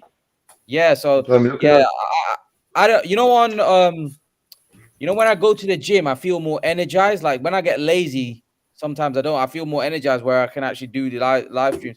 I want to do a more regular, like at least 3-4 a week. Yeah. Sometimes I get into a bad lull where I don't do it for like 2 weeks. And I'm just I think what it is, if you have like a certain days you do it, that's where you're gonna get more people watching as well because they know you're gonna be on that day. You just randomly do it, then only certain people know. You know what I mean? Like people that are on in the chat. Yeah, Imran, you know what I can suggest, right? To get more views. When there's a fight card in London, you should go. Or to the weigh-in even, and do a live there, where that's a good point there. And I wanna start doing. I wanna start doing. You know what it is? It's just like sometimes I'm so busy because I'm a sports lecturer, so I have to plan and stuff, all of that stuff. So that takes. But Imran, because you know a lot about sports, shouldn't that just roll off the tongue? Like what you want to say? It does. It does. Yeah, but you know what it is? Still the marking. Sorry, the marking. Marking. What's marking? Like marking their work. So I have like 60 students. Mark. Yeah, I have 60 students that I have to take care of. 60? Man, that's a lot, dude. Yeah, 60. Because you're at university. Yeah, go on, Ash. What are you teaching? I teach HND sports and BTEC sports. So that's like a higher national diploma. In sports science? Yeah. Sports science, Sports science, marketing. So it includes everything. Like all of that. It's like sports management, sports management science sort of courses. Hey man, I remember I did marketing 25 years ago. Do you guys still do the 5 P's like price? Price, product, place, promotion. Oh my god, I hated marketing, man. In fact, actually, we had a project, right? Because I was on the second semester. My friend at the time, she was on the first semester, But we had different lecturers, so I just copied her project because I couldn't be bothered like doing it. I ended up getting an A-, right, and she ended up getting a B+, and she got really upset. Yeah. Because I'm not going to mention the university because I don't want to get that. I don't want to get my bachelor's reversed. But I remember marketing, man. It was boring, dude. I was always sleeping in the lectures. Yeah, I remember my days as well. Great stuff. But yeah, thanks guys, man. Little Penny, man, as always, man. You're always great on the lives, man. I'll come in really tomorrow, dude, when you're on. Yeah, defo. Whenever, man. You're entitled. You can come on whenever. I enjoy speaking to you. Like I could talk to you all day, you know. Yeah. Like about boxing and about sport. You have good knowledge, not just about boxing, but other sports as well. Yeah, so yeah, it was good fun. No, I don't know a lot about soccer though. I do follow Liverpool, but very from afar, man. Like I don't even follow. I remember them when Ian Rush and those guys were playing, and Barnes, Grobbelaar, and they had an Australian guy play there at Liverpool too in the late 80s. I can't remember his name anymore, but it was around that time when I followed soccer, but I don't follow them anymore. Like I don't even know who plays for Liverpool anymore. Yeah, same. But yeah, Mackay, Little Penny.